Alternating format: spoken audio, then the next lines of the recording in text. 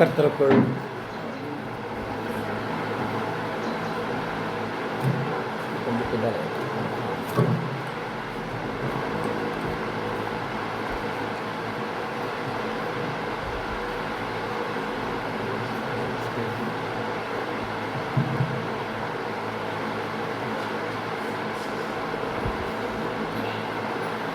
கர்த்தருக்குள் பிரியமான சகோதர சகோதரிகளே,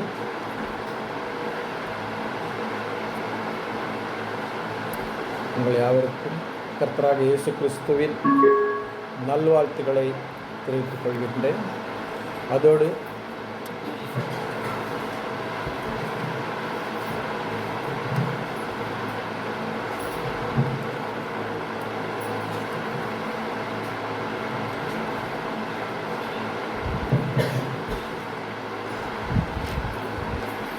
பிதாவாகிய வருதா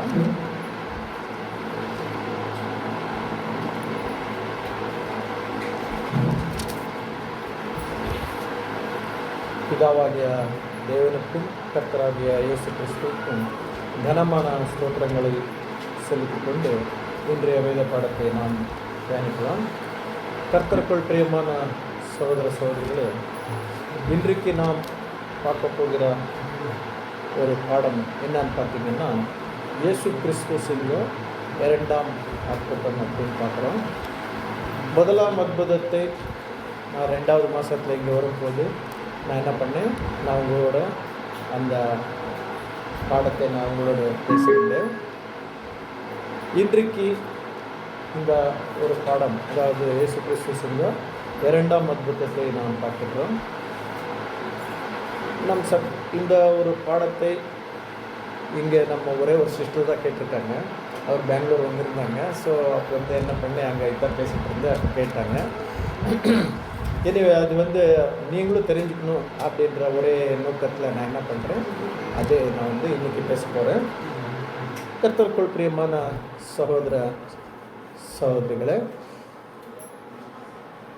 ஏன் இது நாம் பார்க்க போகிற இந்த ஒரு அற்புதம் 2வது அற்புதம் அப்படின்னு கூறப்பட்டிருக்குதுன்னு பார்த்தீங்கன்னாக்கா, சத்தியவேதத்தில் நமக்கு தெரிஞ்ச மாதிரி சுமார் ஒரு 37 40 அற்புதங்கள் என்ன பண்ணியிருக்காங்க, எழுதப்பட்டிருக்கு. ஆனால் இந்த எல்லா அற்புதங்களுக்கும் 1 2 3 4 அப்படின்னு என்ன பண்ணலைங்க, குறிக்கப்படல. ஆனால் இந்த 2 அற்புதங்களுக்கு மட்டும்தான் சுவாமி செஞ்ச இந்த 2 அற்புதங்களுக்கு மட்டும்தான் என்ன பண்ணியிருக்காங்க, 1வது 2வது அப்படின்னு சொல்லி என்ன பண்ணியிருக்காங்க, யோவான் குறிச்சிருக்காங்க. ஏன்னா அன்றைக்கி நம்ம பார்க்கும்போது 1வதுன்னு நம்ம சொல்லலை, முதல் அற்புதம்னு சொல்லிட்டு போயிட்டேன். அதோடு என்ன ஆச்சுன்னாக்கா, நம்ம தமிழ் பைபிளில் பார்க்கும்போது அற்புதம் அப்படின்னு சொல்லிட்டு முடிக்கிறாங்க. ஆனால் நீங்கள் இங்கிலீஷ் பைபிள்லையோ இல்லை கன்னடா பைபிளில் நீங்கள் பார்க்கும்போது இது ஒரு சைன் அப்படின்றாங்க. தமிழில் சொல்லும்போது என்ன சொல்கிறாங்க, அடையாளம் அப்படின்றாங்க. இது ஏன் இது அந்த மாதிரி எழுதிட்டாங்க, அங்கே அற்புதம்னு சொல்லி எழுதலை, இங்கிலீஷ்லேயோ கன்னடாவிலையோ ஒரு அடையாளம் அப்படின்னு சொன்னாங்க. இப்போ ஒரு அடையாளம் அப்படின்னும் போது நமக்கு ஞாபகம் என்ன வரும்னா, இயேசு சுவாமி 24வது அதிகாரம் மத்தியாவில் பார்க்கும் பொழுது அவங்க 2ஆம் வருகை வருவதற்கான எல்லா அடையாளங்கள் என்ன பண்ணாங்க, அங்கே சொன்னாங்க. அப்போ அந்த காரியங்களில் எங்கே தான் நடக்குதுன்னு பார்க்குறோம், வருகின்ற இயேசு கிறிஸ்துவனுடைய நாட்களிலேயோ இல்லை வருகின்ற நாட்களிலேயோ நடக்க வேண்டிய எல்லா சம்பவங்கள் அங்கே சுவாமி சொல்லிட்டாங்க. அதே மாதிரி இது அடையாளம்னு சொல்லும்போது இது இயேசு கிறிஸ்துவின் 1000 வருஷ அரசாட்சி காலத்தில் நடக்க போகிற காரியங்கள் என்ன இருக்குதுங்க, இந்த ஒரு வசனங்களில் அடக்கமாக இருக்குது. ஏன்னா குறிப்பிட்டு இது 1வது 2வதுன்னு சொல்லும் போது யோவான் இதில் என்ன இருக்குதுங்க, தேவனுடைய திட்டம் நிச்சயமாக இதில் என்ன இருக்குதுங்க, அடங்கியிருக்குன்னு நமக்கு தெரியுது. பாருங்க, இந்த அற்புதம் எங்கே தான் செய்கிறாங்க அப்படின்னு பார்த்தீங்கன்னாக்கா, கானா ஊரில் தான் செய்கிறாங்க. முதல் அற்புதம் எங்கே பண்ணாங்க, கானா ஊரில் தான் பண்ணாங்க. அந்த அற்புதம் என்னென்னா, கல்யாணம் ஒரு வீட்டில் தண்ணியை திராட்சரசமாக மாற்றினாங்க. இப்போ இங்கே என்ன பண்ணுறாங்கன்னாக்கா, அதே கானா ஊரில் ஒரு பிரதானன், அதாவது ஒரு ராஜாவினுடைய மனுஷனுடைய பையனுக்கு என்ன இருக்குதுங்க, உடம்பு நல்லா இல்லாமல் இருக்கும். அந்த பையனுக்கு என்ன பண்ணுறாங்க, சுவாமி கானா ஊரில் உக்காந்துக்கிட்டு கெப்பர்னூமில் இருக்கிற அந்த பையனை குணமாக்குறாங்க. ஒரு வாய் வார்த்தனையில் அவன் பொழிச்சிட்டா போ அப்படின்னு சொல்லி என்ன சொல்கிறாங்க. ஆனால் இந்த ஒரு பாடத்தை எவ்வளோ பேர் தியானிச்சிருக்கீங்க, படிச்சிருக்காங்க எனக்கு தெரியாது. ஆனால் இந்த காலத்துக்கு ரொம்ப விசேஷமாக சகோதர சகோதரிகளுக்கு தேவையான ஒரு பாடம். ஏன்னாக்கா எல்லா சகோதர சகோதரிகளாகட்டும் கடவுளுக்குள்ளே கிறிஸ்துவுக்குள்ளே வந்த பிறகு எல்லாமே நீதிமான்களாக இருப்போம் அப்படின்றதுக்கு ரொம்ப கஷ்டம். ஏன்னா இந்த உலகம் என்ன பண்ணுறதுங்க, அவங்கள அந்த நீதிமானாக்க நடக்க விடாது. அதோடு நம்முடைய மாம்ச பலகீனங்கள் நமக்கு தெரியாமல் என்ன பண்ணோம், அநேக தவறுகளை செய்யும். ஸோ இந்த எல்லா தவறுகளை இயேசு சுவாமி என்ன பண்ணணும், நிறுவத்து பண்ணும். இதெல்லாம் ஒரு வியாதி மாதிரி. நம்மக்கிட்ட இந்த உலகத்தில் பிசாசனுடைய எல்லாம் அந்தகார சக்திகள் நம்மக்கிட்ட வரும்போது இதெல்லாம் ஒரு வியாதி மாதிரி. எனவே இந்த பாடம் நமக்கு எப்படி தான் இது நம்ம அணுகணும் அப்படின்னு பார்க்கும் பொழுது, இந்த பாடத்தை நம்ம சாதாரணமாக படிச்சுட்டோ இதுதான் இருக்கும் அப்படின்னு சொல்லி என்ன பண்ண முடியாதுங்க, இது நம்ம ஏற்றுக்கக்கூடாது. ஏன்னா பவுல் என்ன சொல்கிறாங்க, இந்த ஒரு வசனங்கள் எப்படி தான் பார்க்கணும் அப்படின்னு பார்த்தீங்கன்னா ஆவுக்குரிய வசனங்கள். இந்த ஆவுக்குரிய வசனங்களை எதில் தான் பார்க்கணும், ஆவுக்குரியவர்களோடு சேர்த்து ஒப்பிட்டு தான் என்ன பண்ணணும், நம்ம தியானிக்கணும் அப்படின்னு சொல்கிறாங்க.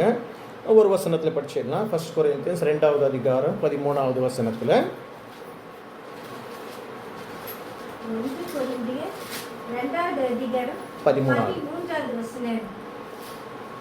அவைகளை நாங்கள் மனுஷ ஞானம் போதிக்கிற வார்த்தைகளாலே பேசாமல் பரிசுத்த ஆவி போதிக்கிற வார்த்தைகளாலே பேசி பாருங்க. அவ்வளோதான் கருத்துக்குள்ள என்னன்னா, ஆவிக்குரிய வார்த்தைகளால் இந்த வசனங்களை பொறுத்துட்டு நம்ம பார்த்தா தான் இதனுடைய உண்மையான பொருள் என்ன ஆகுங்க, நமக்கு வெளிப்படும் அப்படின்னு பவுல் சொல்லிட்டாங்க. அப்படி இருக்கும்போது நம்ம இந்த ஒரு பாடத்தை ஆவிக்குரிய வசனங்களோடு ஒப்பிட்டு நம்ம பேசுகிறோம்.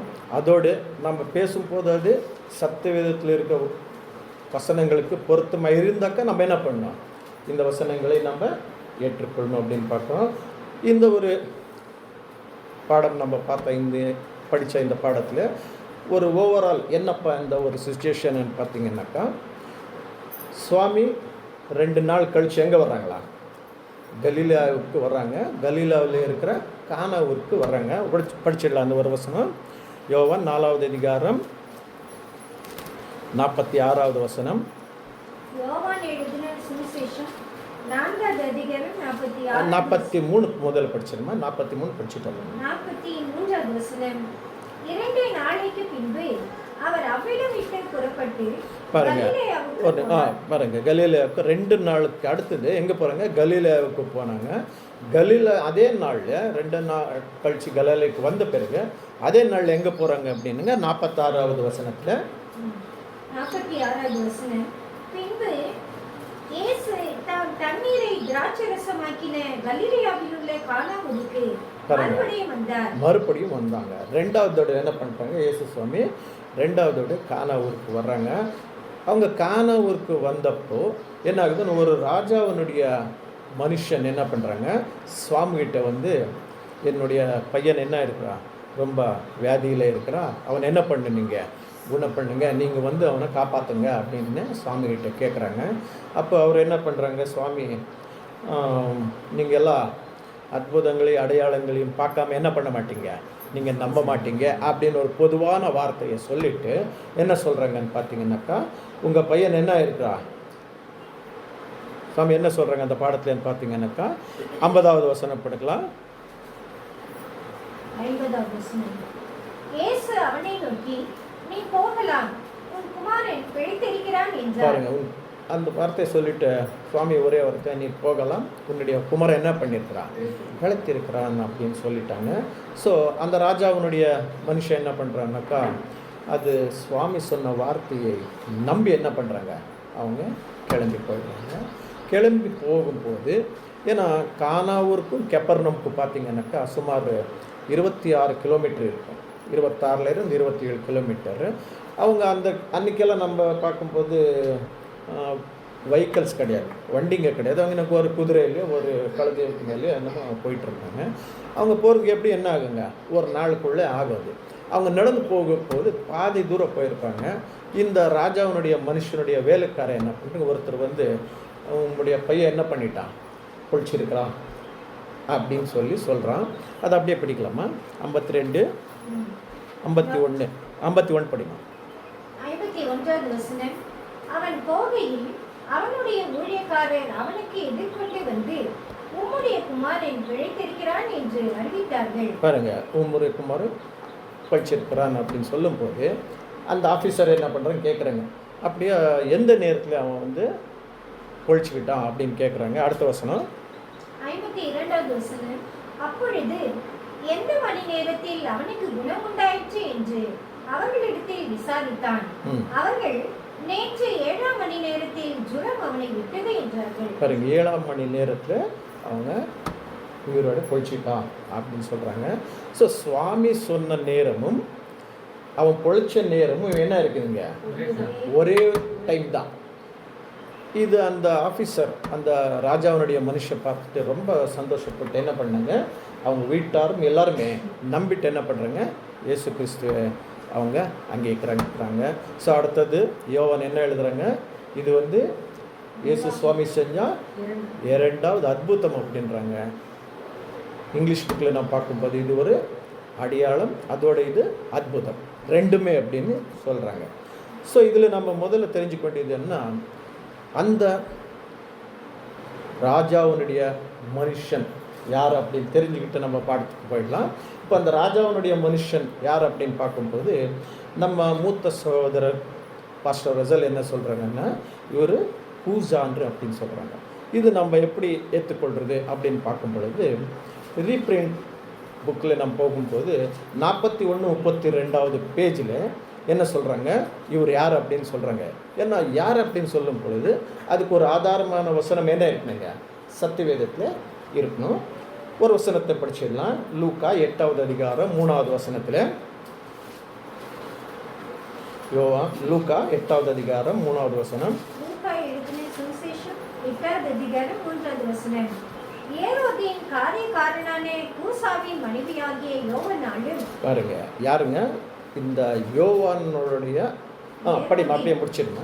ஏரோதின் காரியக்காரனான, பாருங்க, ஏரோதின் காரியக்காரன், அந்த காரியக்காரன் தான் இங்கே வந்துடுறாங்க. எங்கள் இயேசுகிட்ட வந்து அவனுடைய பையன் வந்து உடம்பு நல்லா இல்லை, அவனை வந்து எப்படியாவது நீங்கள் என்ன பண்ணுங்க, காப்பாற்றுங்க அப்படின்னு சொல்கிறாங்க. ஸோ இந்த யோவான்கள் யார் அப்படின்னு பார்த்தீங்கன்னாக்கா, இயேசு சுவாமி ஊழியத்தை செய்ய போகும்போது 12 சீடர்களோடு போவாங்க. அதோட சில லேடிஸ், அதாவது லேடிஸ் சீடர்கள், ஸ்திரீ சீடர்கள் என்ன பண்ணுவாங்க, இயேசு சுவாமி கூட போவாங்க.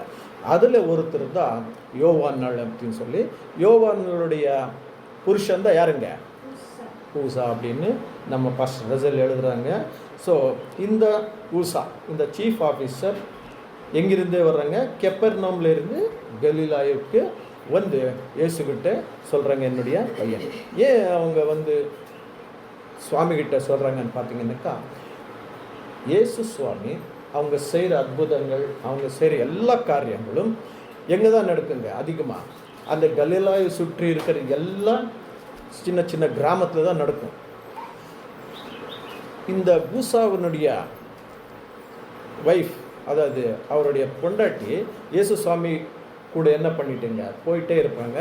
ஸோ அவங்க எல்லா அற்புதங்கள் சுவாமி செஞ்ச எல்லா நல்ல காரியங்கள் பார்த்துட்டு இது யாருக்கே சொல்லியிருப்பாங்க, அவருடைய புருஷனுக்கு சொல்லியிருப்பாங்க. அவங்க நம்பிக்கிட்டாங்க, ஓ இல்லை, இயேசுகிட்ட போயிட்டா என்னுடைய பையன் என்ன ஆகிடுவா, பொழிச்சிடுவா அப்படின்னு சொல்லி மனசில் வந்துட்டு அவங்க என்ன பண்ணுறாங்க, சுவாமிகிட்ட வந்து என்னுடைய பையனை எப்படியாவது காப்பாற்றுங்க அப்படின்னு சொல்லி வந்து கேட்குறாங்க. ஸோ இதுதான் பாடத்தினுடைய ஒரு முழு விஷயம். இப்போ இந்த பாடம் ஒரு அடையாளம் அப்படின்னு நான் சொல்லிட்டேன். அதாவது இங்கிலீஷ் பைபிளில் பார்க்கும்போது எது அந்த அடையாளத்தை குறிக்குது அப்படின்னு நம்ம பார்க்கும் பொழுது நம்ம ஒன்றுன்னா நீங்கள் பார்த்தீங்கன்னா நமக்கு இது என்ன ஆகும், ரொம்ப கிளியராக இது தெரிஞ்சிடும்.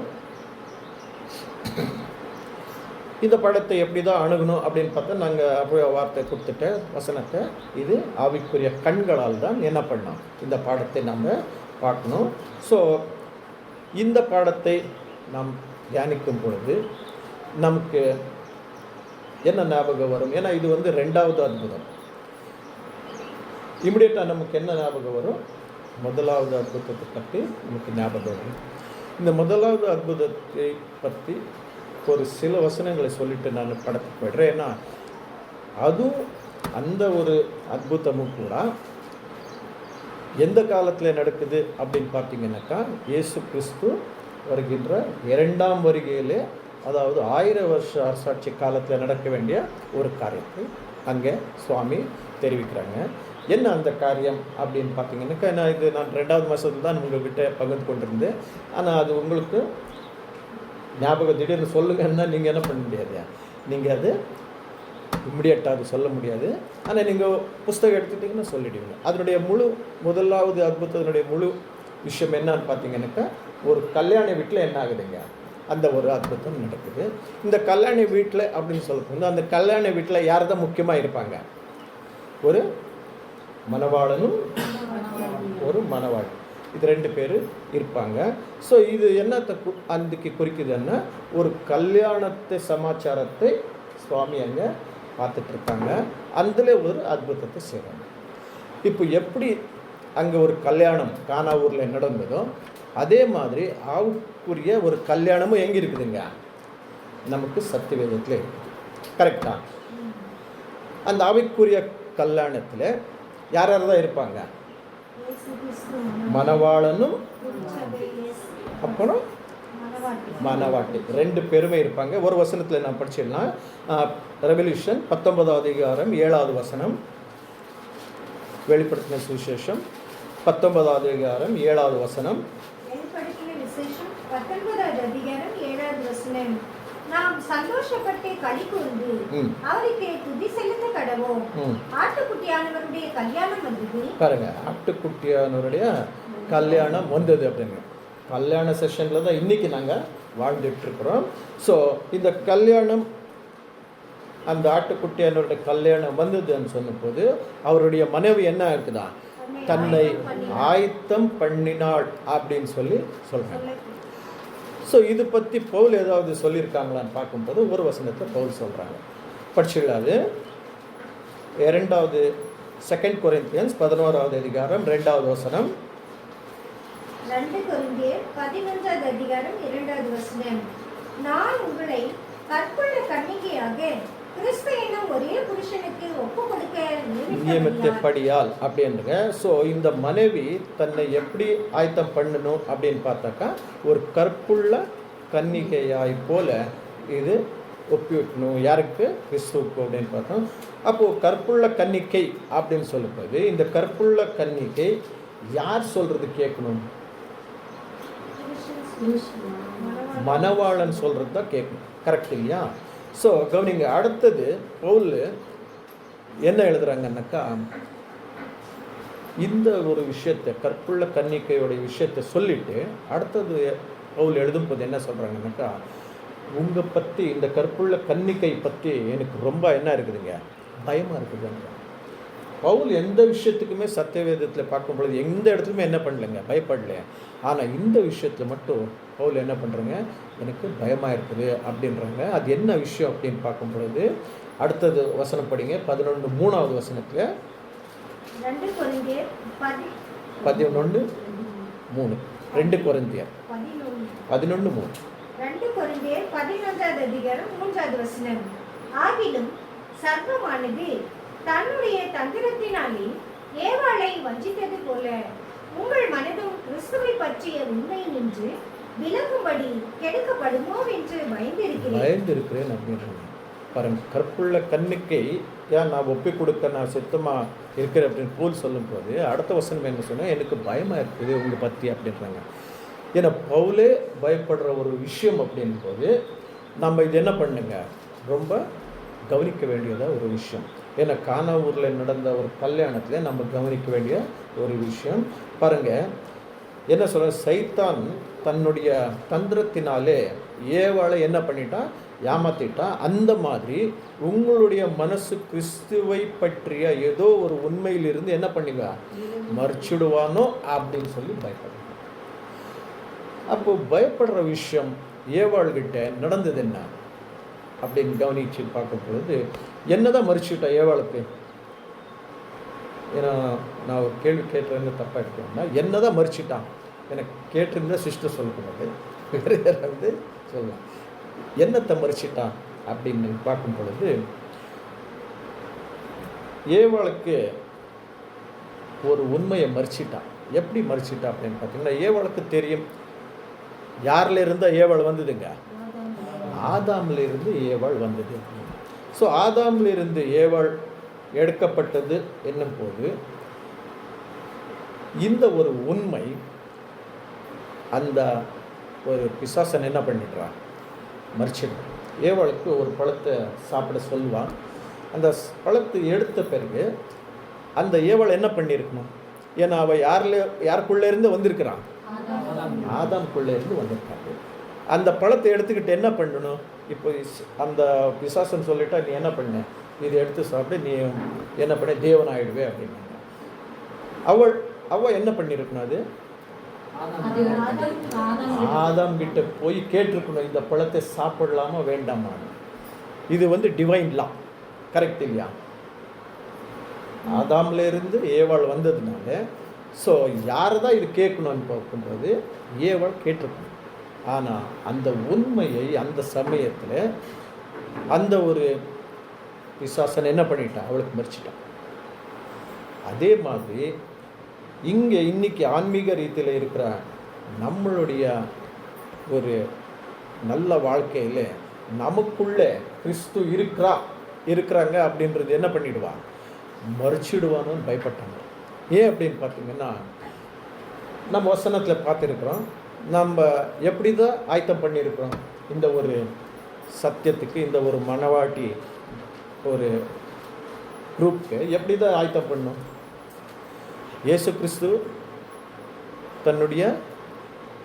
கிறிஸ்துக்குள் நம்ம எப்போ தேர்ந்தெடுத்தாங்க, உலக தோற்றத்துக்கு முன்னாலேயே இயேசு கிறிஸ்துவுக்குள் தேவன் என்ன பண்ணாங்க, நம்ம எல்லாரையும் தேர்ந்தெடுத்துட்டாங்க.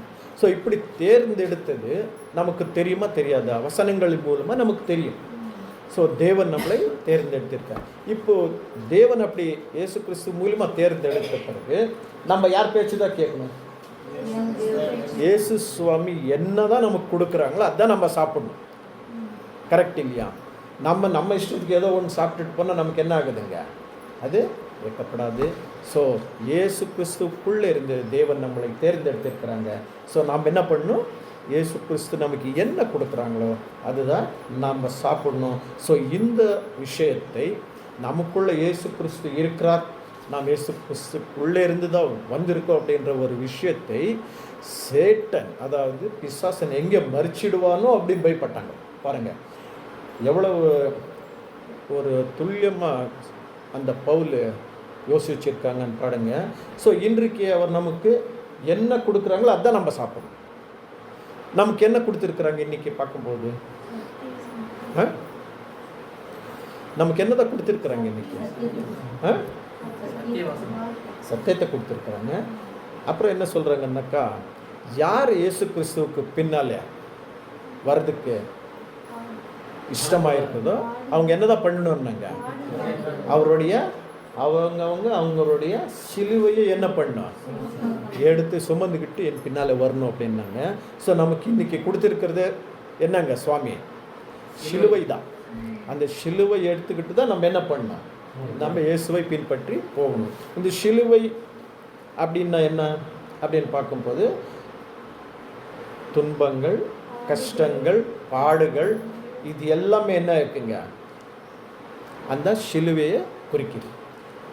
எனக்கு இது வேறு எது கொடுக்கலையா கிறிஸ்து அப்படின்னு பார்க்கும் பொழுது, நமக்கு கிறிஸ்து முதல்ல கொடுத்தது இதுதான். எனக்கா அந்த பஸ்கா பண்டிகை அன்னைக்கு இயேசு சுவாமி கடைசி போஜன நாள் அப்படி பண்ணும்போது என்ன பண்ணுறாங்கன்னா, அவருடைய ரத்தத்தை எடுத்துக்கிட்டு என்ன பண்ணுறாங்க, இது என்னுடைய ரத்தம், இது நீங்கள் என்ன பண்ணுங்க வாங்கி எல்லாருமே புசிங்க குடிங்க அப்படின்னாங்க. ஸோ ரத்தம் என்னத்தை குறிக்குது? சத்தியவேதத்தில் பாடுகளை குறிக்குது. ஸோ அந்த பாடுகளை நமக்கு என்ன பண்ணிட்டு போனாங்க? பங்கு பண்ணிட்டு போனாங்க.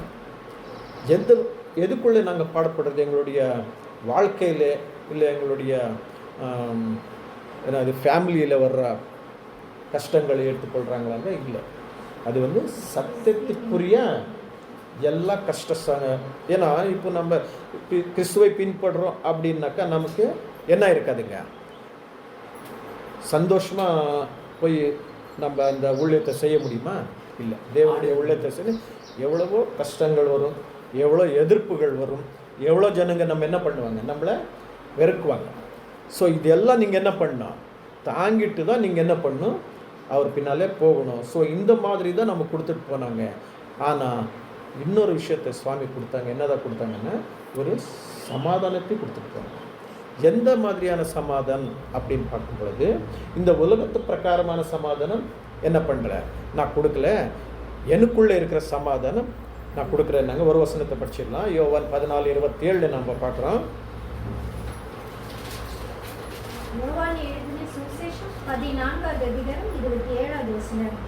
சமாதானத்தை உங்களுக்கு வைத்து போகிறேன், என்னுடைய சமாதானத்தையே உங்களுக்கு கொடுக்கிறேன். பாருங்க, என்னுடைய சமாதானத்தை உங்களுக்கு கொடுக்கிறேன். அந்த சமாதானம் எந்த மாதிரியான படியுமா? அப்படியா? உலகம் கொடுக்கிற பிரகாரம் நான் உங்களுக்கு கொடுக்கறது இல்லை அப்படின்ட்டாங்க. எல்லாம் என்ன நினச்சிக்கிட்டாங்க?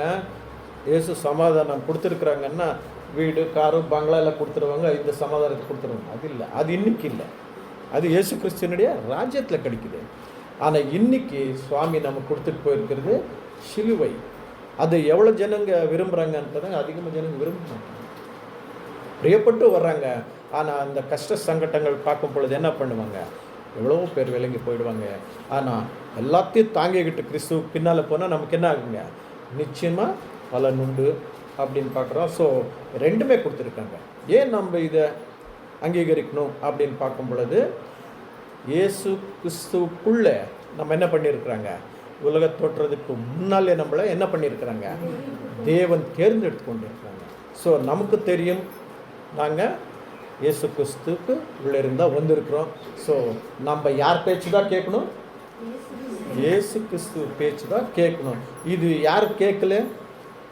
ஏவாள் வந்து இந்த காரியத்தை செய்யலை. அது டிவைன் ஆர்டருக்கு ஆப்போசிட்டாக இருந்தது. ஸோ அதனால தான் அவங்க என்ன பண்ணாங்க? சபிக்கப்பட்டாங்க. இப்படி இருக்கும்போது கர்த்தருக்குள் பிரியமான சகோதர சகோதரி, நமக்குள்ளே இயேசு கிறிஸ்து இருக்கிறாரா அப்படின்றது ஒரு கேள்வியாக சொல்கிறாங்க. ஏன்னா உங்களுக்கு தெரியுமா அப்படின்றாங்க பவுல். கிறிஸ்து நமக்குள்ளே இருக்கிறாங்க அப்படின்றது உங்களுக்கு தெரியுமான்றாங்க. அதனால் உறுதியாக என்ன இருக்கிறாங்க? இயேசு கிறிஸ்து நமக்குள்ளே இருக்கிறாங்க. ஒரு வசனத்தை படிச்சிடலாம். 2 கொரிந்தியன்ஸ் 13வது அதிகாரம் 5வது வசனத்தில், 2 கொரிந்தியர் 13வது அதிகாரம் 5வது வசனம். நீங்கள் விசுவாசம் உள்ளவர்களோ என்று உங்களை நீங்களே சோதித்து அறியுங்கள், உங்களை நீங்களே பரீட்சித்து பாருங்கள், இயேசு கிறிஸ்து உங்களுக்குள் இருக்கிறார் என்று உங்களை நீங்களே அறிவீர்களா அப்படின்னு கேட்டாங்க. ஸோ பவுலே அப்படி கேட்கும்போது நமக்குள்ளே என்ன இருக்கிற யார் இருக்கிறாங்க? இயேசு கிறிஸ்து நிச்சயமாக இருக்கிறாங்க. ஸோ இப்போது நமக்குள்ளே யார் இருக்கிறாங்கன்னு பார்க்கும்போது கிறிஸ்து. அப்போ கிறிஸ்து நமக்கு என்ன கொடுக்குறாரோ அதைத்தான் நம்ம என்ன பண்ணோம்? சாப்பிடணும். ஸோ இந்த வசனங்களுக்கு நமக்கு என்ன போதிக்குதுன்னா, கிறிஸ்து நமக்குள்ளே இல்லை அப்படின்னாக்கா நம்ம என்ன பண்ணுவோம்? நல்லதே பண்ண மாட்டோம். இப்போ உலக பிரகாரமான ஜனங்களை பார்க்கும் பொழுது உங்களுக்கு தெரியும், கோபங்கள், அப்புறம் சண்டைகள், வைராக்கியங்கள், இந்த மாதிரி தான் வந்துடும். இப்போ கிறிஸ்து உங்களுக்குள்ளே இருந்தாக்கா என்ன ஆகுங்க? இதெல்லாம் நாங்கள் பண்ண மாட்டோம். ஸோ இதுதான் ஒரு உறுதி. ஆமாப்பா, நமக்குள்ளே கிறிஸ்து இருக்கிறவங்க நம்ம நடக்கிற ஒரு முறையில் சொல்லிடலாம், இவர் கிறிஸ்துவனுடைய ஜனங்கப்பா அப்படின்னு. நிறைய நீங்கள் நாமினல் கிறிஸ்டியன்ஸை பார்க்கலாம். ரோமன் கேத்தலிக் இவங்கெல்லாம் சிஎஸ்சிஎல் பார்த்தீங்கன்னாக்கா அவங்க செய்கிற ஒரு நல்ல காரியங்கள் பார்த்தீங்கன்னாக்கா நல்லா இருக்கும். ஆனால் சத்தியம் தெரியாது. ஆனால் என்ன பண்ணுவாங்க? நல்ல காரியங்கள் செய்வாங்க. அவங்கள பார்த்துட்டு ஜனங்க என்ன பண்ணுவாங்க? இங்கே போனால் நமக்கு என்ன ஆகும்? நிச்சயமாக ஒரு பலன் கிடைக்கும் அப்படின்னு போவாங்க. ஆனால் அவங்களுக்கு பலன் கிடைக்கும், ஆனால் அவங்களுக்குள்ளே என்ன இல்லை? சத்தியம் இல்லை. ஸோ ஆனால் தேவன் என்ன பண்ணியிருக்காங்க, நமக்கு சத்தியத்தையும் கொடுத்துருக்குறாங்க. இயேசு கிறிஸ்து கூட நமக்குள்ளே என்ன இருக்கிறாங்க. ஸோ இப்படி இருக்கும் பொழுது நாம் என்ன பண்ணுங்க, இயேசு கிறிஸ்து நமக்கு என்ன கொடுக்குறாங்களோ அது சாப்பிடணும். அந்த கல்யாண விஷயம் வரும்போது என்ன ஆகுதுங்க, ஏவாள் முதல் கல்யாணம் எங்கே தான் நடந்ததுங்க? ஏதேன் தோட்டத்தில் நடந்தது. அதே மாதிரி கடைசி கல்யாணம் எங்கே தான் வருதுங்க? இயேசு கிறிஸ்துனுடைய ராஜ்யம் அந்த 1000 வருஷ அரசாட்சி காலத்தை வருது அப்படின்னு பார்க்குறோம். ஸோ இந்த ஒரு விஷயம், முழுமையான ஒரு விஷயம் எதில் நம்ம பார்த்தோம்? முதலாம் அற்புதத்தில் இருந்தது நாம் பார்த்தோம். இப்போ நம்முடைய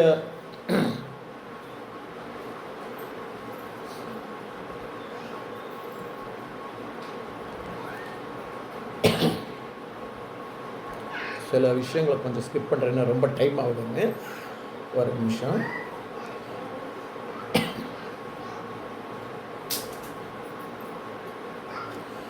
இப்போ பாடத்துக்கு வந்துடலாம். பாருங்கள், முதல் வசனத்தில் நாம் பார்த்தோம், அந்த கிங்ஸ் ஆஃபீஸர் யாருன்னு பார்த்தோம்? பூஜா. அது யோவானுடைய புருஷ அப்படின்னு பார்த்தோம். இவர் வந்து என்ன பண்ணிட்டாங்க, சுவாமிகிட்ட கேட்குறாங்க, இந்த மாதிரி என்னுடைய பையன் என்ன ஆகிருக்கிறா, வியாதியாக இருக்கிறா, அவனை குணப்படுத்துங்கன்னு. ஸோ இப்போ கிங்ஸ் ஆஃபீஸர் அப்படின்னு சொல்லி வந்து ஒரு ராஜாவினுடைய மனுஷன் இவன். இப்போ சத்தியவேதத்தில் ராஜா அப்படின்னு சொல்லி யாரை தான் சொல்லுவோம்?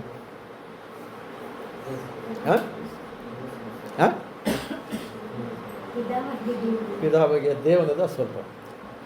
கிறிஸ்து கூட ராஜா தான். ஆனால் சத்தியவேதத்தில் நம்ம பார்க்கும் பொழுது ராஜா, ஏன்னா இப்போது வந்து ஆன்மீக ரீதியில் இந்த வசனங்களை நாம் பொறுத்து பார்க்கும் பொழுது ராஜாவனோட மனுஷன் தான் வந்து கேட்குறாங்க, இந்த ராஜா யார் அப்படின்னு பார்த்தீங்கன்னா யார் தான் சொல்லுவோம்? பிதாவாகிய தேவன். இதுக்கு ஒரு ஆதாரமான ஒரு வசனத்தை பார்த்தோம்னா சங்கீதம் 47வது அதிகாரம் 7வது வசனம்.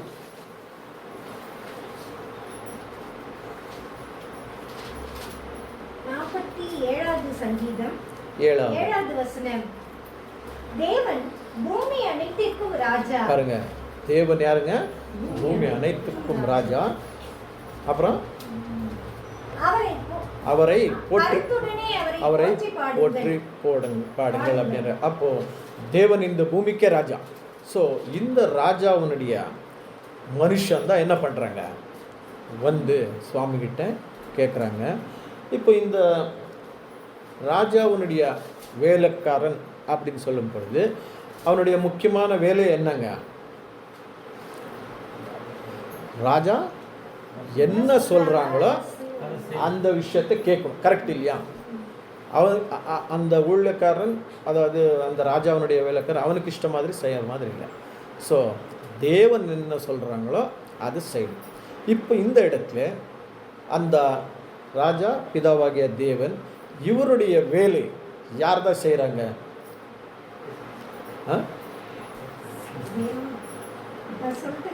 இல்லை, பண்ண சொல்லாதீங்க. இப்போ இந்த ராஜாவுடைய வேலைக்காரர், அது ராஜா என்ன சொல்கிறாங்க அந்த வேலை செய்கிறதுக்கு இந்த இடத்துல யார் இருக்கிறாங்க அப்படின்னு பார்க்கும் பொழுது நமக்கு தெரிஞ்ச மாதிரி இல்லை, தீர்க்கதரிசிகள் இல்லையா? தீர்க்கதரிசிகள் தான் சுவாமி சொல்கிறது, அதாவது தேவன் சொல்கிற எல்லா காரியங்களும் செய்வாங்க. ஆனால் இந்த பாடத்தை பொறுத்த வரைக்கும் யாருப்பா அந்த வேலைக்காரன் அப்படின்னு சொல்லும்போது ஒரு வசனத்தை நாம் படிச்சிடலாம். ஏன்னா இந்த ராஜாவுனுடைய மனுஷன் வந்து பேசுகிறாங்க அப்படின்போது ராஜா என்ன சொல்கிறாங்க அந்த வேலை தான் செய்யணும். ஸோ அந்த மாதிரி செய்கிற ஒரு வேலைக்காரன்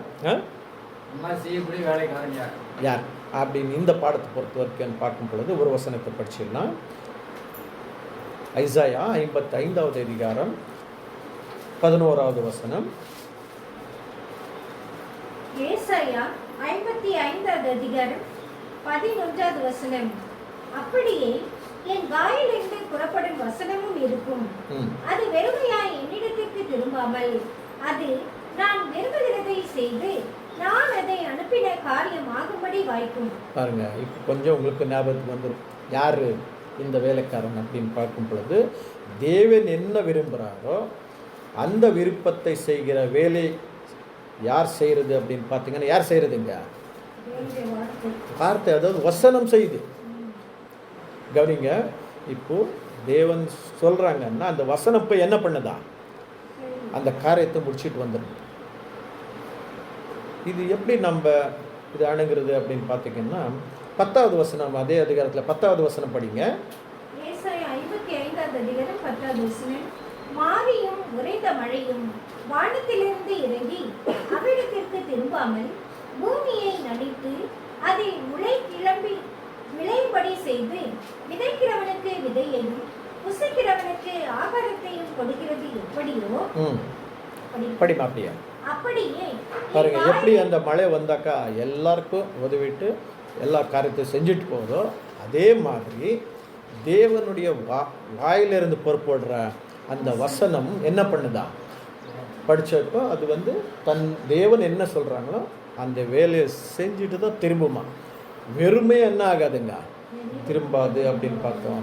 ஸோ ரொம்ப கிளியராக இந்த வசனம் நமக்கு என்ன போதிக்குதுன்னாக்கா, ராஜாவினுடைய வேலை செய்கிற ஒரு அதிகாரி யாருப்பா அப்படின்றதுனா வசனம் தான். தேவன் சொல்கிற அந்த வசனம் என்ன பண்ணான்? தன்னுடைய காரியத்தை போய் செய்யும் அப்படின்னு பார்க்குறோம்.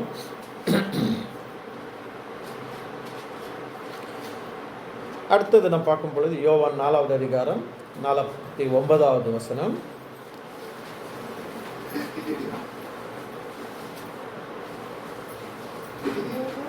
4:49. யோவான் எழுதிய சுவிசேஷம் 4வது அதிகாரம் 49வது வசனம். அதற்கு ராஜாவின் மனுஷன், ஆண்டவரே, என் பிள்ளை சாகிறதுக்கு முன்னே வர வேண்டும் என்றான். பாருங்க, அடுத்தது இப்போ அந்த ஒரு ராஜாவினுடைய மனுஷன் யாருன்னு பார்த்தோம்.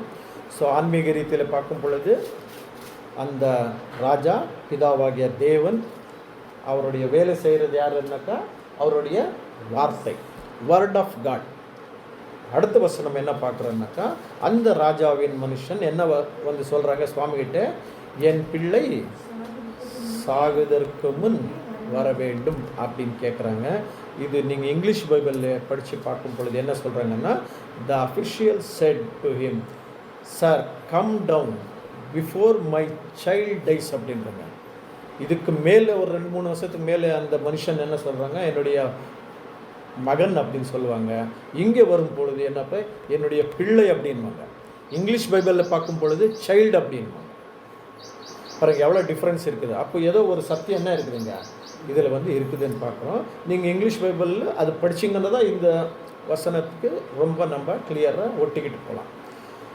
ஸோ இப்போ சைல்டு அப்படின்னு சொல்லும்போது இங்கிலீஷ் பைபிளில் சத்தியவேதத்தில் இந்த சைல்டு என்கிற ஒரு வார்த்தை சிம்பாலிக்காக அல்லது ஃபிகரேட்டிவாக என்ன பண்ணியிருக்காங்க, எழுதப்பட்டிருக்குதுன்னு பார்க்குறோம். இந்த சைல்டு என்கிற ஒரு வார்த்தை யாருக்கு தான் பயன்படுது சத்தியவேதத்தில்?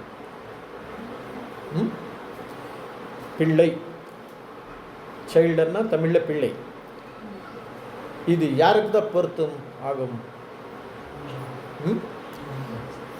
தேவ பிள்ளைகளுக்கு. அதாவது 1,44,000 தான் என்ன சொல்கிறாங்க பிள்ளை அப்படின்ற ஒரு வசனம். ஆதாரமான ஒரு வசனத்தை படிச்சுன்னா 1 தெசலோனிக்கா 5வது அதிகாரம் 1 தெசலோனிக்கா 5வது அதிகாரம் 5வது வசனத்தில் 1 தெசலோனிக்கேயர் 5வது அதிகாரம் 5வது வசனம். நீங்கள் எல்லாரும் வெளிச்சத்தின் பிள்ளைகளும். என்ன பிள்ளைகள்? வெளிச்சத்தின் பிள்ளைகள். பிள்ளைகள் அப்படின்னு வந்து சைல்டு தாங்க. இங்கிலீஷில் நீங்கள் பார்த்தீங்கன்னா சைல்டு தான். படிங்க. பகலின் பிள்ளைகளுமாய் இருக்கிறீர்கள். பாருங்க, வெளிச்சத்தின் பிள்ளைகளும் அப்புறம் பகலின் பிள்ளைகளாக இருக்கிறீங்க. இவங்க யார் வெளிச்சத்தின் பிள்ளைகள் அப்படின்னு போது யார் தாங்க?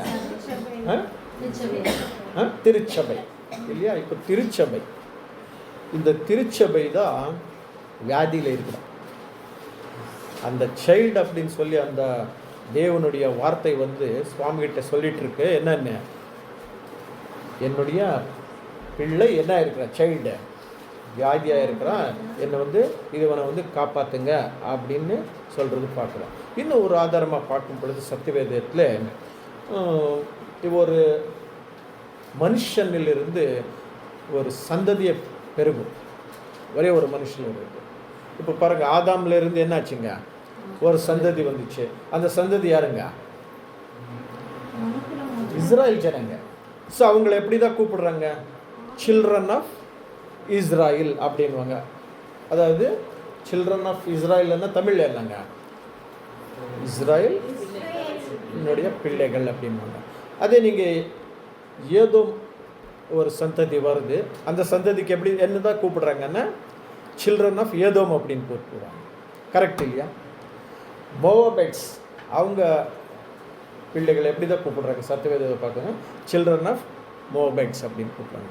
ஸோ இந்த சில்ட்ரன் அப்படின்னு சொல்லும் பொழுது என்னங்க, ஒரு பையன், ஒரு சின்ன பையன் அப்படின்னு நம்ம புரிஞ்சுக்கலாம். ஸோ இங்கே ஒரு பையன் சைல்ட்ஸ் ஆக கிடக்கிறான், அவன் எந்த நிலைமையில் இருக்கிறான் அப்படின்னு பார்க்கும்போது இந்த சீஃப் ஆஃபீஸர் சொல்கிறாங்கன்னா நமக்கு தெரியும் அவன் ரொம்ப மோசமான நிலைமையில் இருக்கிறான்.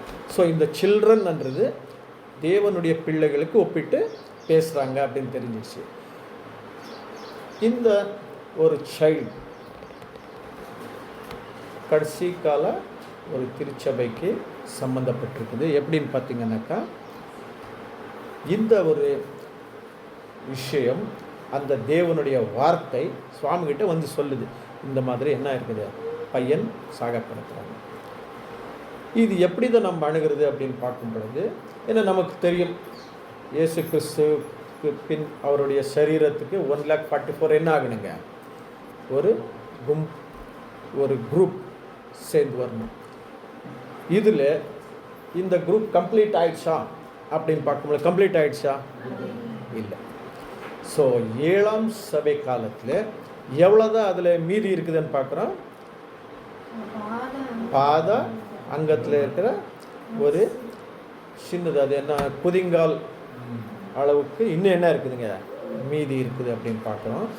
அந்த மாதிரி மீதி இருக்கிற ஒரு பிள்ளைகளுக்கு தான் என்ன பண்ணிட்டு இருக்காங்க, இந்த வசனத்தை சொல்லிட்டு இருக்காங்க. ஏன்னா அந்த ஆஃபீஸர் சொன்னாங்க சுவாமிகிட்ட, இது என்ன இருக்குது, என்னுடைய பிள்ளை என்ன இருக்குது, சாக கிடக்கிறான் அப்படின்னு சொல்லும்போது அந்த சின்ன சைல்டு, அதாவது ஒரு சிறிய குரூப் யார்ப்பா இன்னும் மீதி இருக்கிறது அப்படின்னு பார்த்தீங்கன்னா, கடைசி காலத்தில் வந்திருக்கிற தேவ பிள்ளைகள். இவங்களுடைய நிலைமை தான் ரொம்ப மோசமாக இருக்குது. இது நான் வாயில் சொன்னால் அது சரி வராது. என்ன பார்த்தோம், ஆன்மீக வசனங்களை ஆன்மீக ரீதியிலேயே நம்ம பார்க்கணும். அப்போ வசனத்தின் மூலிமா நம்ம பார்க்கும் பொழுது இந்த கடைசி கால தேவனுடைய பிள்ளைகள் எப்படி தான் இருக்கிறாங்க அப்படின்னு பார்க்கும் பொழுது எதில் தான் நம்ம போய் பார்க்கலாங்க, வேதத்தில் பார்க்கணும். வேதத்தில் எந்த இடத்துல இருக்குது இது நம்ம பார்க்கணும். வெளிப்படுத்த சுவிசேஷத்தில் இருக்குது, 3வது அதிகாரம் 16வது வசனம். வெளிப்படுத்தின விசேஷம் 3வது அதிகாரம் 16வது வசனம். இப்படி நீ குளிருமின்றி அனலுமின்றி வெதுவெதுப்பாய் இருக்கிறபடியினால் உன்னை என் வாய் நின்று வாந்தி பண்ணி போடுவேன். பாருங்க, இது யாருக்கு தான் சொல்லிட்டு இருக்காங்க? 7ஆம் சபைக்கு தான் சொல்லிட்டு இருக்காங்க. இப்போ நாங்கள் வாழ்ந்துட்டு இருக்கிற காலம் எதுங்க? 7ஆம் சபையினுடைய காலம். இந்த 7ஆம் சபை காலத்துக்கு எடுத்த உடனே என்ன சொல்லிட்டு இருக்காங்க, நீ நல்லது செஞ்சு அப்படின்னு சொல்லவே இல்லை. வேறு சபைக்கெல்லாம் நீங்கள் பார்த்தீங்கன்னாக்கா முதல் ஸ்டார்டிங்கே என்ன பண்ணுவாங்க, முதல்ல நீ இது நல்லது செஞ்சப்பா, இது நல்லது செஞ்ச, ஆனால் இதுக்குள்ளே நான் ஒரு குற்றத்தை நான் கண்டேன் அப்படின்றாங்க. ஆனால் 7ஆம் சபையில் வரும் பொழுது எந்த ஒரு நிறைவும் சொல்லலை. நீ இது சரி பண்ணியிருக்கிற, இது நல்லது பண்ணியிருக்க, ஏதாவது சொல்லியிருக்காங்களான்னு பார்த்தா இல்லை, டைரெக்டாக சொல்லிட்டாங்க. என்னென்ன, நீ எந்த மாதிரி இருக்கிற, குளிரும் இல்லை அனலும் என்று அந்த மாதிரி இருக்கிற அப்படின்றாங்க. ஆனால் என்ன இருக்கிற, ரெண்டுமே இல்லாமல் எப்படியா இருக்கிற, வெது வெதுப்பாக இருக்கேன்னாங்க. ஸோ இப்போ இந்த வசனம் யாருக்கு தான் சொல்லப்பட்டதுன்னு பார்த்தீங்கன்னா, இன்றைக்கு 7ஆம் சபை காலத்தில் வாழ்கிற தேவ பிள்ளைகளுக்கு தான் சொல்லியிருக்கிறாங்க. இப்போ அனலும் இன்று குளிரும் இன்று என்று அப்படின்னு சொல்லும்போது என்ன அர்த்தம் அப்படின்னு பார்த்தீங்கன்னா, அனல் அப்படின்னா என்னங்க, உயிரோட இருக்கிறது, குளிரன்னா சாக கிடக்குது. ஏன்னா இப்போ யாராவது சத்து போயிட்டாங்கன்னா நீங்கள் அவங்களுடைய உடம்பை தொட்டு பார்த்தீங்கன்னா என்ன இருக்கா, ஜில்லுன்னு இருக்கும். ஸோ சர்டன் டெம்பரேச்சர் இருந்து அந்த உடம்பு சூடாக இருக்குதுன்னா அவன் ஜீவிச்சுட்டு இருக்கிறா அப்படி. ஸோ கடைசி கால தேவ பிள்ளைகள் மரண அவஸ்தையில் இருக்கிறாங்க அப்படின்னு யார் சொல்கிறாங்க? வசனம் சொல்லுது, நான் சொல்லலை. அப்புறம் என்னப்பா இப்படி தான் சொல்லிட்டீங்கன்னு சொல்லுங்க. வசனம் சொல்லுது. 7ஆம் சபை காலத்தில் வந்திருக்கிறா தேவ பிள்ளைகள் எந்த மாதிரி தான் இருக்கிறாங்க? இந்த மாதிரியான ஒரு நிலைமையில் இருக்கிறாங்க அப்படின்னு சொல்கிறாங்க. அதோட எந்த நிலைமையில் இருக்கிறாங்க அப்படின்னு பார்க்கும் பொழுது அனலும் இல்லை குரலிலும் இல்லைன்னு சொல்லிட்டாங்க. அடுத்தது என்ன சொல்கிறாங்க? 17வது வசனத்தில் நீங்கள் பார்க்கும் பொழுது அந்த ஒரு 7ஆம் சபையில் வந்து இருக்கிற தேவ பிள்ளைகள் எப்படி தான் இருக்கிறாங்க மனசில் அப்படின்னு பார்க்கும் பொழுது 17வது வசனம் படிக்கலாம். வெளிப்படுத்தின விசேஷம் 3ஆம் அதிகாரம் 17வது வசனம். நீ நிர்வாகியம் உள்ளவனும் பரிதபிக்கப்படத்தக்கவனும் தரித்திரனும் குருடனும் நிர்வாணியுமா இருக்கிறதை அறியாமல் நான் ஐஸ்வர்யவான் என்றும் திரவிய சம்பன்னன் என்றும் எனக்கு ஒரு குறைவும் இல்லை என்றும் சொல்லுகிறபடியால். பாருங்க, எந்த குறையும் இல்லைன்னு யார் சொல்லிட்டு இருக்காங்க? 7ஆம் சபையில் இருக்கிற தேவனுடைய பிள்ளைகள். ஸோ இந்த மாதிரியான பிள்ளைகள் தேவன் என்ன பண்ணுவாங்க? ஒதுக்கிடுவாங்களா? சைடில் தள்ளிடுவாங்களா? ஆனால் சொல்லிட்டாங்க, குற்றத்தை சொல்லிட்டாங்க. ஏன்னா நம்மளை எப்படி தான் தேர்ந்தெடுத்து கொண்டிருக்காங்க தேவன்? இயேசு கிறிஸ்துவுக்குள்ள உலக தோற்றத்துக்கு முன்னால் என்ன பண்ணிட்டாங்க? நம்மளை தேர்ந்தெடுத்துக்கிட்டாங்க. ஸோ அப்படி தேவனே தேர்ந்தெடுத்த பிள்ளைகள் இந்த மாதிரியான நிலைமையில் இருக்கும் பொழுது இந்த மாதிரி நிலைமையில் இருக்கிற அவருடைய பிள்ளைகளை தள்ளிடுவாங்களா? நிச்சயமாக தள்ள மாட்டோம். ஏன்னா எப்போ நம்ம தேவனுடைய பேரும் இயேசு கிறிஸ்துவையும் நம்ம தெரிஞ்சுக்கிட்டோமோ நம்மளை என்ன பண்ண மாட்டாங்க? நிச்சயமாக தள்ள மாட்டாங்க. ஏன்னா நம்முடைய பலகீனங்கள் யாருக்கு தான் தெரியுங்க? தேவனுக்கு தெரியும். நம்முடைய ரத்தமும் சதையும் நம்மளை என்ன பண்ணணும்? அந்த பலகீனம் நம்ம செய்யக்கூடாத தவறுகளை செஞ்சிடணும். ஏன்னா நம்முடைய சூழ்நிலைகள் அந்த மாதிரி நமக்கு சுற்றி இருக்கிற எல்லா பிசாசனுடைய சூழ்நிலைகள் நம்மளை என்ன பண்ணுங்க? நாங்கள் செய்யலை என்ன கோப்பு செய்ய வச்சுக்கணும். ஸோ தேவனுக்கு இதெல்லாம் தெரியும். ஆனால் 7ஆம் சபையில் வந்திருக்கிற பிள்ளைகள் எப்படி தான் இருக்கிறாங்க? ரொம்ப மோசமான நிலைமையில் இருக்கிறாங்கன்னு வசனமே சொல்லிடுச்சு. இப்போ இந்த கண்டிஷனில் இருக்கிற தேவ பிள்ளைகளை யார் தான் சரி செய்யணும்?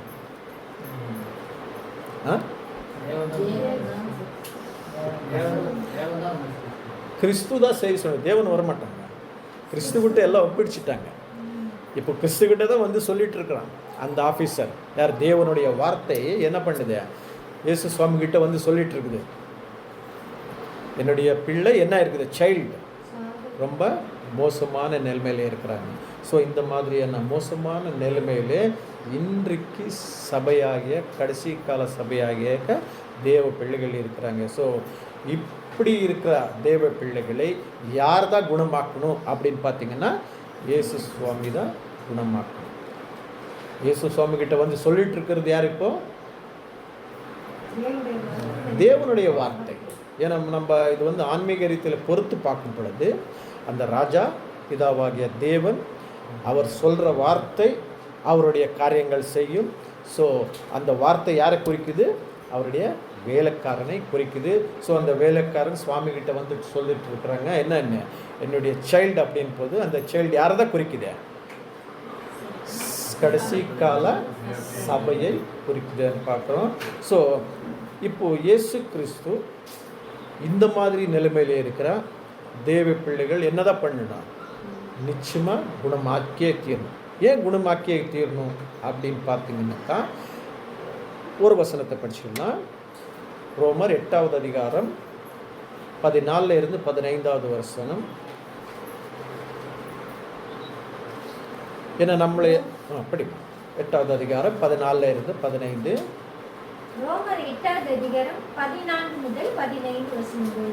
மேலும் எவர்கள் தேவனுடைய ஆவியினாலே நடத்தப்படுகிறார்களோ அவர்கள் தேவனுடைய புத்திரராய் இருக்கிறார்கள். பாருங்க, யார் தேவன் ஆவியினாலே இது பண்ணியிருக்கிறாங்க அவங்க தேவனுடைய புத்திரர்கள் ஆயிட்டாங்க. அப்புறம் அந்தபடி திரும்பவும் பயப்படுகிறதற்கு நீங்கள் அடிமைத்தனத்தின் ஆவியை பெறாமல் அப்பா பிதாவே என்கிற ஒரு ஆவியை என்ன பண்ணியிருக்கோம்? புத்திர சுவீகாரத்தை நமக்கு கொடுத்துட்டாங்க. ஸோ இப்போ நாங்கள் யார் ஆகிட்டோம்? தேவனுடைய பிள்ளை ஆகிட்டோம். அப்புறம் 17வது வசனம் படிமா. 17வது வசனம். நாம் பிள்ளைகளானால் சுதந்திரம். இப்போ நாங்கள் என்ன பண்ணிட்டோம்? தேவனுடைய புத்திரர் ஆயிட்டோம். இப்போ நாங்கள் என்ன ஆயிருக்கிறோம்?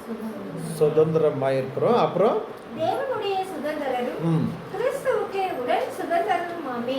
இப்படி இருக்கும் போது இந்த மாதிரியான தேவ பிள்ளைகளை கிறிஸ்து என்னதான் பண்ணி ஆகணும்? நிச்சயமாக குணம் பண்ணியே ஆகணும். விட்டு விடுவிக்கிறதுக்கு சாத்தியமே இல்லை.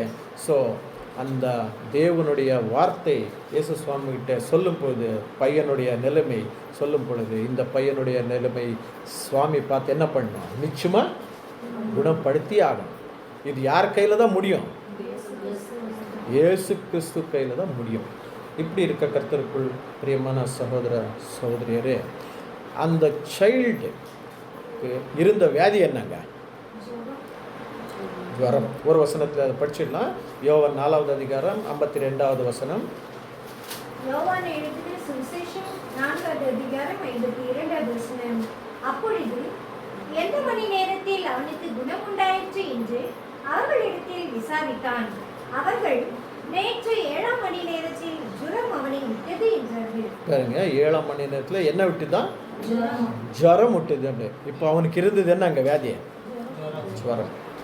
ஸோ இப்போது ஜுவரம் அப்படின் போது எந்த மாதிரியான ஒரு ஜுரம் பிடிச்சிது பாருங்கள். ஒரு சாதாரணமாக ஒருத்தருக்கு உடம்பு நல்லா இல்லைன்னா முதல்ல வர்றதே என்னங்க? ஜுரந்தோடு. எந்த ஒரு வியாதியாவது உடம்புல தெரியுது அப்படின்னு பார்த்தீங்கன்னா ஸ்டார்டிங் வர்றதே என்னங்க? ஜுரந்தான். ஸோ இந்த ஜுரம் அப்படின்னும் பொழுது இது எதை குறிக்குதுன்னு பார்த்தீங்கன்னாக்கா பாவத்தை குறிக்குது. ஏன் எப்படி சொல்கிறீங்கன்னு பார்த்தீங்கன்னா, இப்போ உங்களுக்கு ஒரு ஜுரம் வந்துடுச்சுன்னா நீங்கள் என்ன தான் மாத்திரை வாங்குறீங்க? முதல்ல குரோசின் வாங்குவீங்க இல்லையா? இல்லைன்னா என்ன பண்ணுவீங்க? மெட்டாசின் வாங்குவீங்க. அந்த மாத்திரையில் என்ன இருக்குதுங்க? சின் அப்படின்னு சொல்லி பாருங்க. குரோசின் அப்படின்னா கடைசியில் என்ன இருக்குதுங்க? சின்னு இருக்குது. ஏதோ ஒரு பாவத்தினால வந்த ஒரு வியாதி அது. அந்த மாத்திரைக்கே பேர் வச்சுட்டாங்க பாருங்க. குரோசின், மெட்டாசின், இந்த மாதிரி அநேக பேர்கள் என்ன இருக்குதுங்க? மெடிசனுக்கு இருக்குது. இந்த மெடிசன் வாங்குறது எதுக்குன்னா குணமாக்குறதுக்கு. என்னத்துக்குன்னா ஏதோ ஒரு பாவத்தினால வந்திருக்கிற அந்த ஒரு வியாதியை குணப்படுத்துறது தான் இந்த மாத்திரை.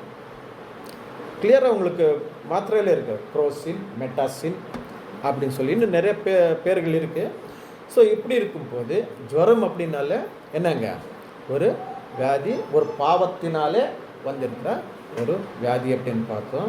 ஸோ இயேசு கிறிஸ்து 2ஆம் வருகையில் வரும்போது சம்பவிக்க போகிற மிகப்பெரிய ஒரு பிரளயத்தை குறித்து தான் சொல்கிறாங்க இங்கே. ஏன்னாக்கா அந்த ஜுரம் அப்படின்னும் போது எந்த மாதிரியான ஜுரம் அப்படின்னு பார்க்கும் பொழுது கடைசி கால தேவனுடைய பிள்ளைகளுக்குள்ளே இருக்கிற அந்த ஜுரம் எது அப்படின்னு பார்த்தீங்கன்னா சுவாமியை சொல்லிட்டாங்க.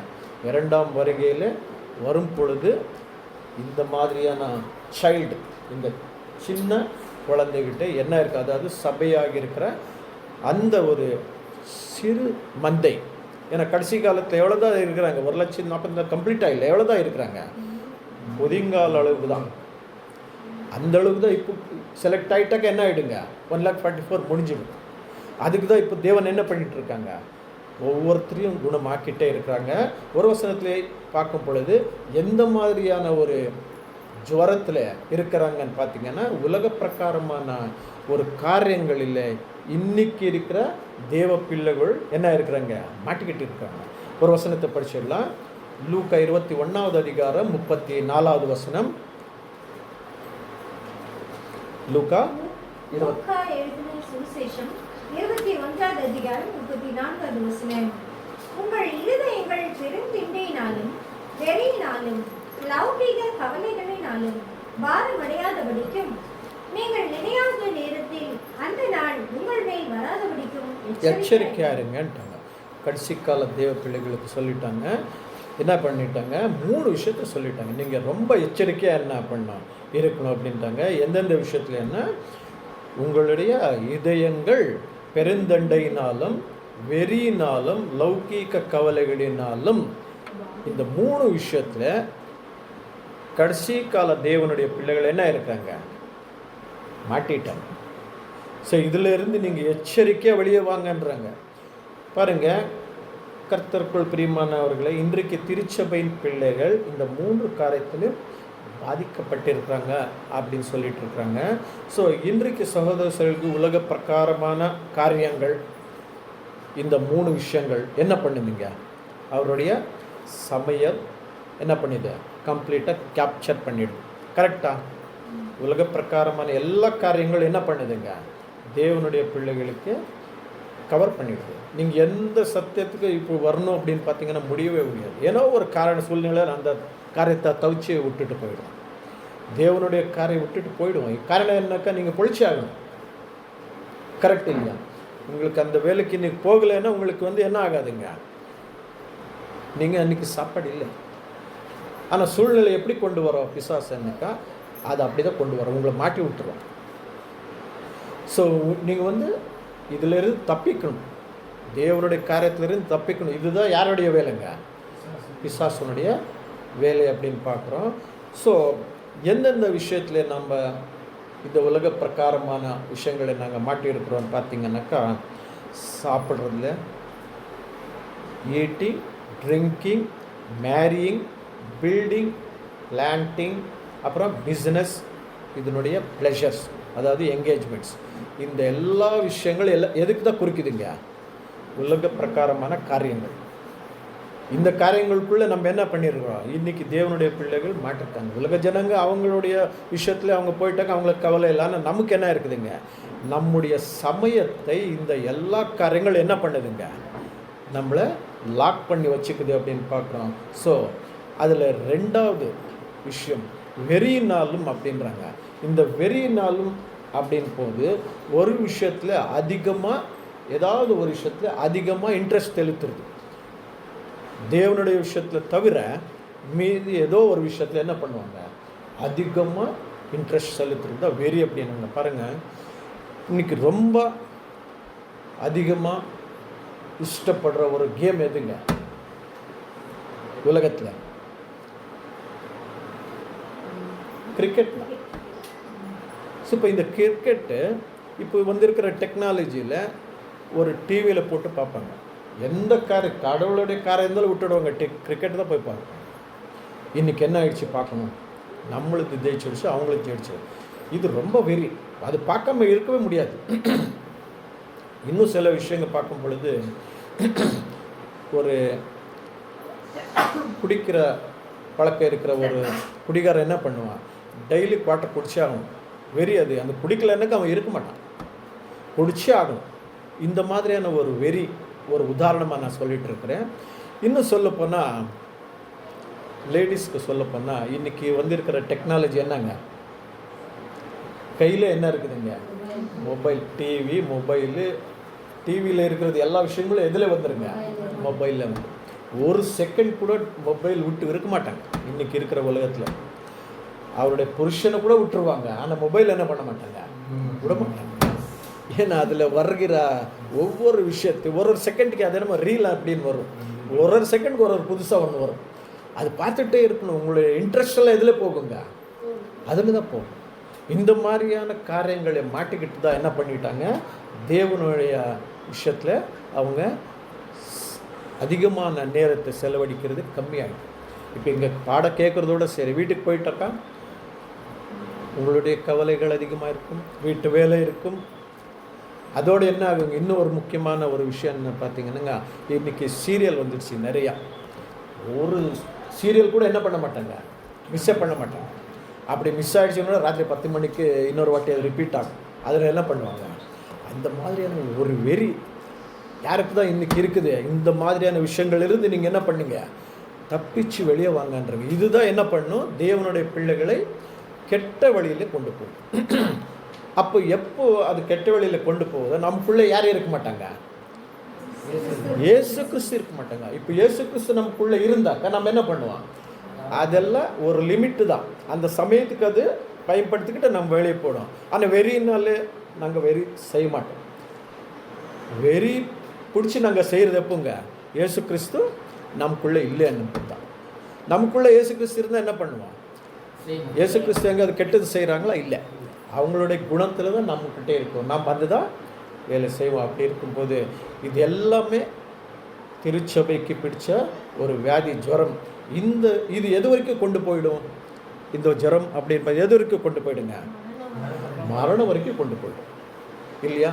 இப்படி இருக்கிறதுனால தேவனுடைய திட்டம் என்ன சொல்லுதுன்னா, இந்த பிள்ளை எப்படியாவது என்ன பண்ணணும்?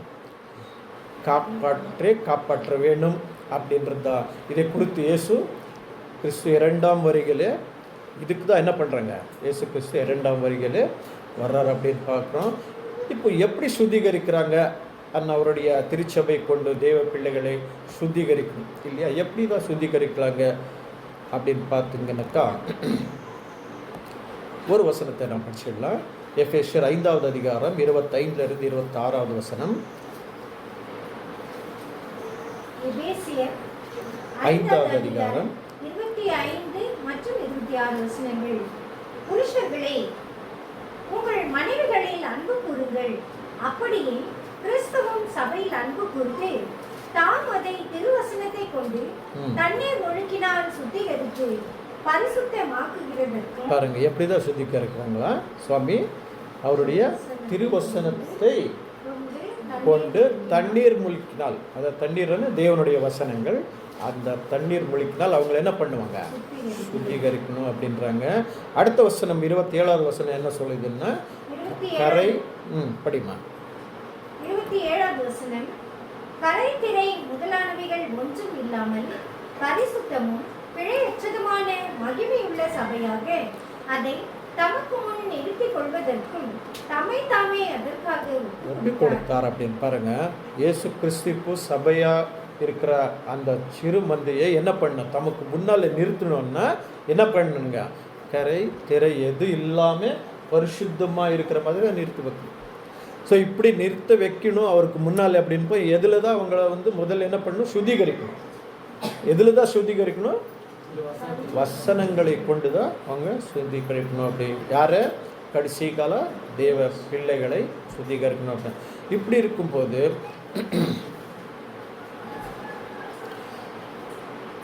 நாம் வசனம் சொல்கிற மாதிரி ரொம்ப எல்லாமே நம்ம நல்லவராக இருக்கிறோம், கிளியராக இருக்கோம், எந்த பாவம் இல்லைன்னு நம்ம என்ன பண்ணக்கூடாதுங்க? நம்ம நினைக்கவே கூடாது, நம்ம மனசுக்குள்ளேயே வரக்கூடாது. அப்படிதான் அப்படின்னு சொல்லி பார்க்கும்பொழுது, ஏன்னா வசனம் நமக்கு சொல்லிடுச்சு நம்ம எந்த மாதிரியான ஒரு நிலைமையில் இருக்கிறோன்னு. ஆனால் கிறிஸ்து என்ன பண்ணுறாங்க? நிச்சயமாக நம்மளை சுத்திகரிக்கிறாங்க அப்படின்ற ஒரு அஷூரன்ஸ், அதாவது ஒரு உறுதி இந்த பாடத்து மூலமாக நமக்கு கிடைக்குது. எனக்கு நம்ம தேவனை தெரிஞ்சுக்கிட்டோம், கிறிஸ்துவை தெரிஞ்சுக்கிட்டோம், நமக்கு அறியாமல் சில பாவங்களையும் தேவனுக்கு பிடிக்காத எல்லா காரியங்களும் செஞ்சிட்டோம். ஸோ அப்படி இருக்கும்போது நம்மளை என்ன பண்ண மாட்டாங்க? தள்ள மாட்டாங்க. எப்படியாவது தேவன் என்ன பண்ணுவாங்க? நம்மளை காப்பாற்றுவோம். ஆனால் இதுக்கு நம்ம தேவனுக்கு கொடுக்க வேண்டியது என்னங்க? நம்மளுடைய நம்மளுடைய இதயத்தை கொடுத்தா போதும், உங்களை சுத்திகரிச்சிடுவாங்க. அதுக்கு தான் நீதிமொழிகளில் பல தடவை சொல்லுவாங்க, என் மகனே நீ உன்னுடைய இதயத்தை கொடு அப்படின்னு. ஸோ இதுக்கு தேவையான இதயம் தான். அந்த இதயத்தை நாங்கள் தேவனுக்கு கொடுத்துட்டோம்னாக்கா தேவன் என்ன பண்ணிவிடுவாங்க? கிறிஸ்துவின் மூலமாக நம்மளை சுத்திகரிச்சிடுவாங்க. அப்படி இந்த ஒரு அஷூரன்ஸ் யாருக்குங்க? நமக்கு இருக்கு. ஆனால் இந்த மாதிரியான ஒரு அஷூரன்ஸ் அந்த பழைய காலத்தில், அதாவது புதிய ஏற்பாட்டு காலத்தில் யாருக்கு தான் இருந்ததுங்க? அஷூரன்ஸ் இருந்துச்சு ஒருத்தருக்கு. யார் தாங்க அவங்க? பவுலுக்கு தான் இருந்துச்சு. ஏன்னா பவுல் தைரியமாக சொல்லிட்டாங்க, நான் என் நோட்டத்தை முடித்தேன், என்னுடைய கிரீடத்தை என்ன பண்ணியிருக்காங்க? எனக்காக வைக்கப்பட்டிருக்கு. அந்த அஷூரன்ஸ் யாருக்கு இருந்ததுங்க? பவுலுக்கு இருந்தது. அதே மாதிரியான அஷூரன்ஸ் நமக்கு என்ன ஆகுங்க? அப்ளை ஆகும். எப்போ ஆகும்? தேவன் நம்மனை சுத்திகரிக்கிறாங்க அப்படின்ற ஒரு அஷூரன்ஸ் நமக்கு இருக்கு இன்னைக்கு. ஏன்னா நம்ம தேவனுடைய பிள்ளைகள், நமக்கு என்ன ஒரு வாய்ப்பு கொடுத்துருக்குறாங்க? தேவனை அப்பா பிதாவே என்று கூப்பிடுகிற ஒரு சம்பந்தம் எங்களுக்கு கொடுத்துருக்குறாங்க. இப்படி இருக்கும்போது நிச்சயமாக நம்மளை என்ன பண்ணோம்? பிதாவாகிய தேவன் கிறிஸ்துவின் மூலமாக நம்மளை நிச்சயமாக காப்பாற்றி ஆகும். இப்படி இருக்கும்போது கவனிங்க, அந்த சீஃப் ஆஃபீஸர் சொன்னது, உன் பையன் என்ன பண்ணாங்க? பொழைச்சிருக்கிறான் என்று சொல்லி நேராக இயேசு சுவாமி சொல்லிட்டாங்க. கரெக்டாக. ஸோ இது காரியம் நடந்துச்சா? இயேசு சொன்ன வார்த்தை நடந்துச்சா? நிச்சயமாக நடந்துச்சு. ஏன்னா இயேசு சொன்னால் நிச்சயமாக நடக்கும் இல்லையா? ஒரு வசனத்தில் நீங்கள் பார்க்கலாம். அது சங்கீதம் 33வது அதிகாரம் 9வது வசனம்.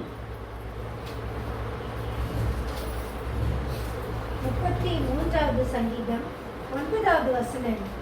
அவர் சொல்ல ஆகும், அவர் கட்டளையிட நிற்கும். இது யார் தான் சொல்கிறாங்க?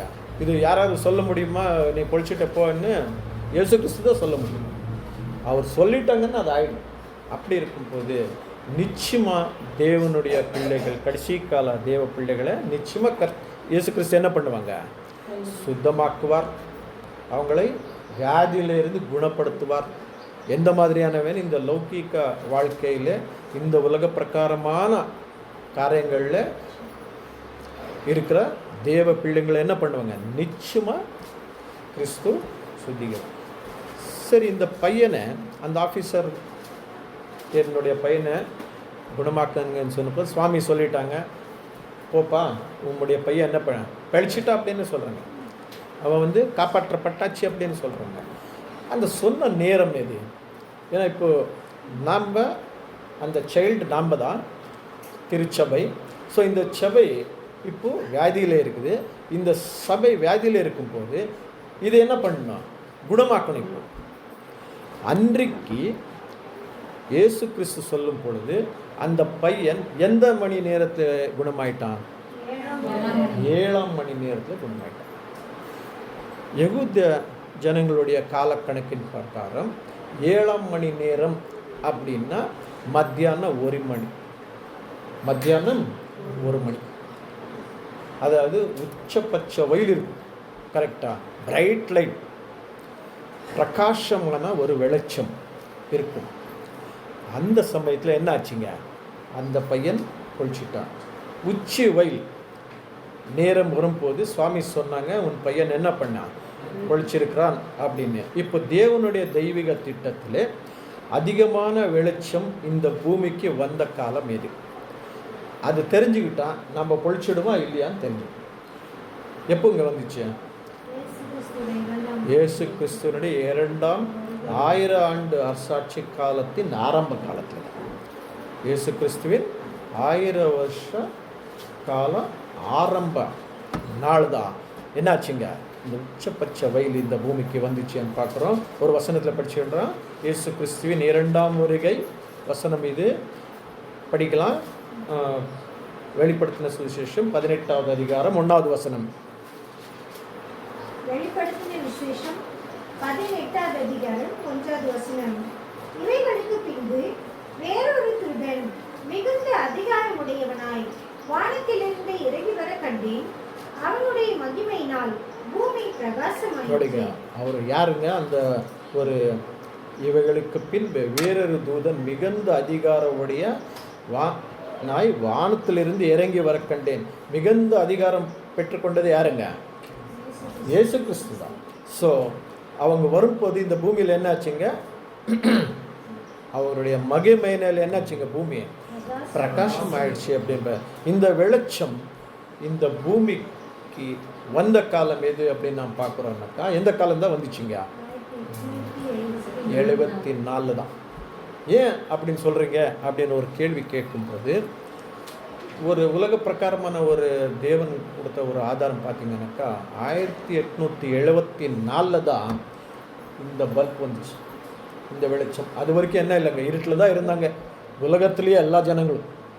இந்த பல்ப் கண்டுபிடிச்சா காலம் எதுன்னு பார்த்தீங்கன்னா 1874 தாமஸ் ஆல்வா எடிசன் இவர் கண்டுபிடிச்சாங்க.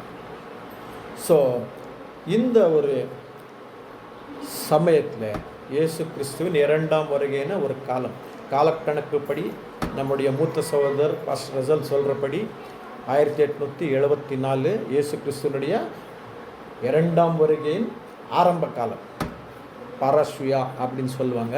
ஸோ அவருடைய பிரசன்னம் வந்த காலம். அந்த பிரசன்னம் ரொம்ப வெளிச்சமாக இருந்தது. எப்படின்னு சொல்கிறீங்கன்னாக்கா 1874 வரைக்கும் அநேக தேவ பிள்ளைகள் இருந்தாங்க. அவங்களுக்கு என்னதான் தெரியலைங்க, சத்தியம் சரியான முறையில் தெரியாது. ஏன் தெரியல? ஏன்னா நிறைய கிறிஸ்து ஜனங்க வந்துட்டாங்க பின்பற்றி. ஏன் தெரியல அப்படின்னு பார்த்தீங்கன்னா, 1760 வருஷங்கள் என்ன ஆச்சுங்க, சத்தியவேதம் அவங்க கையில் இல்லை. யார் கையில் தான் இருந்துச்சுங்க? போப் கையில் இருந்துச்சு. அவன் என்ன பண்ணிட்டான், லாட்டின் மொழியில் அதை எழுதி வச்சுட்டான். அது யாருமே என்ன பண்ண முடியலங்க, படிக்க முடியல. எப்போ நெப்போலியன் அந்த போப்பை அரெஸ்ட் பண்ணிட்டாங்களோ, போப்புக்கு கீழே இருந்த அந்த சத்தியவேதம் என்னாச்சுங்க, வெளியே வந்துச்சு. வந்த பிறகு அநேக மொழிகளில் அந்த வேதம் என்ன ஆச்சுங்க, அது பிரிண்ட் ஆகிடுச்சு. பிரிண்ட் ஆன பிறகு அநேக சகோதரர்கள் அதை எடுத்து படித்தாங்க. ஒவ்வொருத்தருக்கும் ஒவ்வொரு கருத்து தெரிஞ்சுக்கிச்சு. அவங்கவுங்க ஒரு டினாமினேஷன் ரெடி பண்ணிக்கிட்டாங்க. இல்லை அவங்க சொல்கிறது சரியில்லை, இதுதான் சரி, ஒரு கன்ஃபியூஷன். அதுக்கு தான் கன்ஃபியூஷன் நாளுது. எல்லாருமே சத்தியவேதத்தை எடுத்துக்கிட்டாங்க. ஆனால் சரியான முறையில் அது நேர் வழியில் அவங்கள சிந்திக்க அவங்களுக்கு என்ன இல்லைங்க, தெய்வீக ஞானம் வரல. ஏன்னாக்கா வெளிச்சம் இல்லை. தெய்வீக வெளிச்சம் இருந்திருந்தால் அவங்க என்ன ஆயிருக்கும், சக்கன் புரிஞ்சிருப்பாங்க. ஸோ அப்போ என்ன ஆச்சுங்க, அவங்களுக்கு இல்லை. அந்த சமயத்தில் பாருங்கள், ஈடுபலி அப்படின்னா நம்ம இயேசு கிறிஸ்து தான் சொல்லணும். அந்த ஈடுபலி நமக்கு இயேசு கிறிஸ்து தான் அப்படின்ற ஒரு உண்மையான சத்தியமே அது வரைக்கும் தெரியாது. 1874 பேருக்கு தான் அந்த ரேன்சம் அப்படின்னு சொல்கிற ஒரு வசனத்தினுடைய ஞானார்த்தமே வெளியே வந்து. அப்போ தான் புரிஞ்சிடுச்சோ, நமக்கு யார் தான் ஈடுபலி கொடுத்துருக்காங்க, இயேசு சுவாமி ஈடுபலி கொடுத்துருக்காங்க. அவர் தான் நம்முடைய ரட்சகர், நம்முடைய பாவங்களுக்கு அவர் தான் நமக்கு ரட்சிப்பார் அப்படின்ற ஒரு சத்தியமே அப்போ தான் வெளியே வந்துச்சு. இந்த வெளிச்சம் வந்தது கரெக்டான்னு பார்த்தீங்கன்னாக்கா, நான் சொன்னேன் பழைய டைமில் எல்லாருக்குமே என்ன தெரியலைங்க, சத்தியம் அதிகமாக தெரியல. கையில் புஸ்தகம் இருந்துச்சு, ஆனால் என்ன புரியலைங்க, சத்தியம் விளங்கலை. வெளிச்சம் புரியல. 1874 பிறகுதான் அநேக சத்தியங்கள் வெளியே வந்துச்சு. இன்றைக்கி நாங்கள் பார்க்குற ஒரு சத்தியம் பயங்கரமான ஒரு வெளிச்சம். இது எல்லாருமே இந்த பாடத்தை படிச்சிருப்பாங்க. ஆனால் எதுக்காக இது ஒரு அற்புதத்தை சுவாமி செஞ்சாங்கன்னாக்கா, படிச்சுட்டு போயிடுவாங்க, ஒரு பையனை குணமாக்கிட்டு போயிட்டாங்கன்னா. ஆனால் இந்த மாதிரியான வெளிச்சமான ஒரு பாடத்தை அன்னைக்கு அப்போஸ்தலர் தெரிஞ்சிருக்குமான்னு பார்த்தீங்கன்னா தெரியுமா? அப்போஸ்தலருக்கு தெரியாது. ஆனால் இந்த கடைசி காலத்தில் இருக்கிற தேவ பிள்ளைகளுக்கு இதெல்லாம் ஏன் கொடுக்குறாங்கன்னா, ரொம்ப சீக்கிரமாக என்ன ஆகணுங்க, தேவனுடைய காரியம் நடக்கணும். அந்த 1,44,000 பேர் என்ன ஆகிடணுங்க, செலக்ட் ஆகி இயேசு கிறிஸ்துவோட தேகத்தில் போய் சேர்ந்துடணும். ரொம்ப ஏன்னா தேவனுக்கு ஒரு டைம் வச்சுருப்பாங்க, அந்த டைமுக்குள்ளே எல்லாம் முடிச்சிடுவாங்க. அதுக்கு தான் எச்சரிக்கையாக இருங்கன்றாங்க சுவாமி. அந்த நாள் எப்போ வருதுன்னு உங்களுக்கு தெரியாது, நீங்கள் என்ன ஆகணும், நீங்கள் எச்சரிக்கையாக இருங்கன்றாங்க. ஸோ அந்த வெளிச்சம் வரும்போது தான் சத்தியவேதத்தில் இருக்கிற அநேக சத்தியங்கள் இன்றைக்கி நீங்கள் பார்க்குறீங்க. இந்த வெளிச்சம் இல்லைன்னாக்கா நீங்கள் என்ன பண்ண முடியாதுங்க, பார்க்க முடியாது. இதுக்கு யார் தான் சப்போர்ட் பண்ணுறாங்க? இயேசு சுவாமி சப்போர்ட் பண்ண தான் முடியும். ஒரு வசனத்தில் பாருங்கள், மலாக்கி 3வது அதிகாரம் 3வது வசனத்தில் நான் பார்க்குறோம். மல்கியா 3வது அதிகாரம் 3வது வசனம். அவர் உட்கார்ந்து யாருன்னாக்கா இன்னும் மேலே 2 வசனம் படிச்சுங்க. இயேசு சுவாமி 2ஆம் வருகையில் வந்திருக்காங்க. அவங்க உக்காந்துக்கிட்டு என்ன பண்ணுறாங்களா பாருங்க, வெள்ளியை புடமிட்டுன்றாங்க. வெள்ளி அப்படின்னு என்ன, சத்தியவேதத்தை தேவனுடைய வசனங்கள். இந்த வெள்ளியை என்ன பண்ண புடமிட்டு, அதாவது புடமிட்டதான் பியூர் வெள்ளி வெளியே வரும். புடமிட்டு யார் கொடுக்குறாங்களா பாருங்க, சுத்திகரிச்சுட்டு, அதாவது வசனங்களை நேர் வழியில் கொண்டு வந்து சுத்திகரிச்சுட்டு இதுதான்ப்பா சத்தியம் அப்படின்னு சொல்லிட்டு யாருக்கிட்ட தான் கொடுக்குறாங்களா? லேவியர் புத்திரர். யாருங்க அந்த லேவியர் புத்திரர்? கடைசி கால தேவ பிள்ளைகள். இவருக்கு இப்போ கொடுத்துட்ருக்காங்க. இப்படி கொடுக்கறதுனால தான் நீங்கள் என்ன பண்ணிகிட்டு இருக்கீங்க, ஒவ்வொரு சத்தியமும் நீங்கள் பார்த்து தெரிஞ்சுக்கிட்டு இருக்கீங்க. ஏன்னா நம்ம சுத்திகரிக்கணும்னு எதில் தான் சுத்திகரிக்கணும்? தேவனுடைய வசனங்களின் மூலமாக தான்.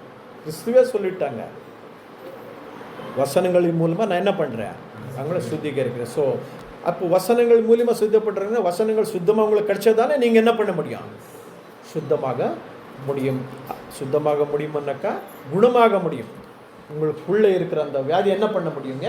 குணமாக முடியும் அப்படின்னு பார்க்குறோம். ஸோ தேவனுடைய திருச்சபையின் பிள்ளைகளுக்கு தெய்வீக ஞானம், தெய்வீக சத்தியம் அதிகமாக கொடுத்த காலம் எங்கிருந்து ஆரம்பிச்சுன்னாக்கா 1874 அப்படின்னு பார்க்குறோம். இது சுவாமி சொல்லிட்டாங்க, அந்த பையன் குணமாக்குன்னா அந்த தைரியம் யாருக்கு தான் இருக்குங்க?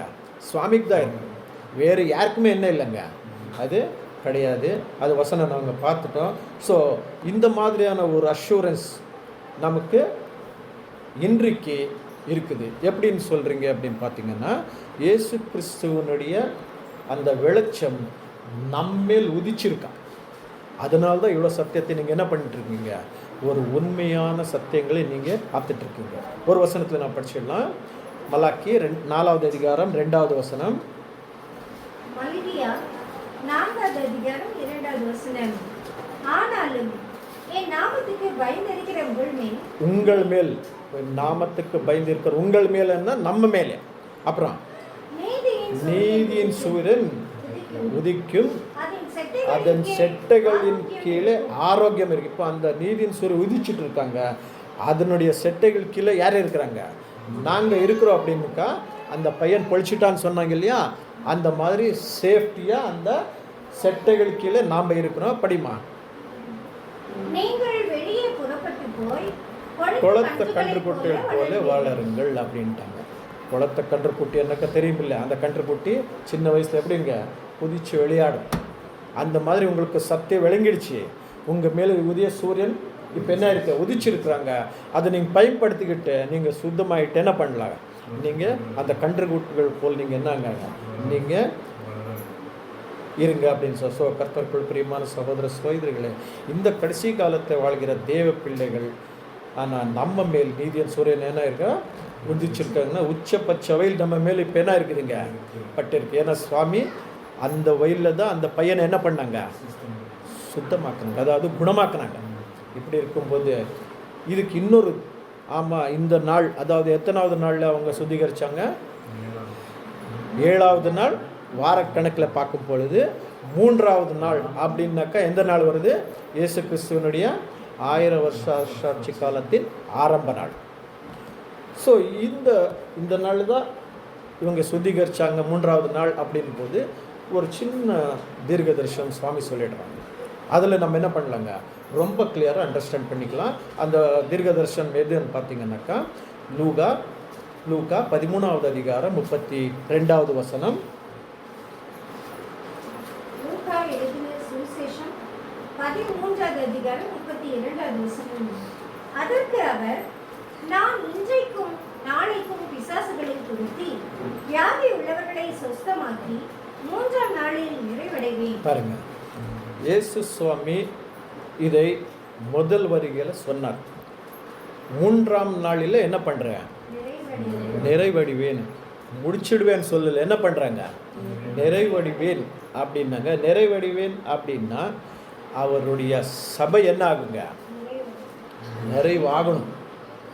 3வது நாள்னா இயேசு கிறிஸ்துவனுடைய 1000 வருஷம் ஆரம்ப காலம். இந்த காலத்தில் சபை மீந்தி இருக்கிற அந்த சின்ன பிள்ளைகள் 144,000 இருக்கிற மீந்தி இருக்கிற அந்த சின்ன சிறு மந்தை என்ன ஆகணுங்க?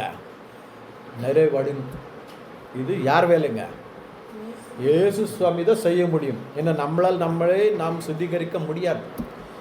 நமக்கு வசனத்தை கொடுத்துட்டாங்க, நீங்கள் என்ன பண்ணணும்? அந்த வசனத்தை உட்கொள்ளணும். சத்தியவேதத்தில் இருக்குதுன்னா அது ஏற்றுக்கொள்ளணும். ஏற்றுக்கொண்டு சுவாமி சொல்லிட்டாங்க, நம்ம அதை பின்பற்றி போகணும். அது விட்டுட்டோம்னாக்கா நம்ம என்ன பண்ண முடியாதுங்க? நம்ம குணமாக முடியாது அப்படின்னு பார்க்கோம். ஸோ அவங்களுடைய சரீரம் எத்தனாவது நாள் தாங்க முடிக்கும்? நிறைவடையும் 3வது நாள். 3வது நாள்னா நமக்கு ரொம்ப கிளியராக தெரியும்.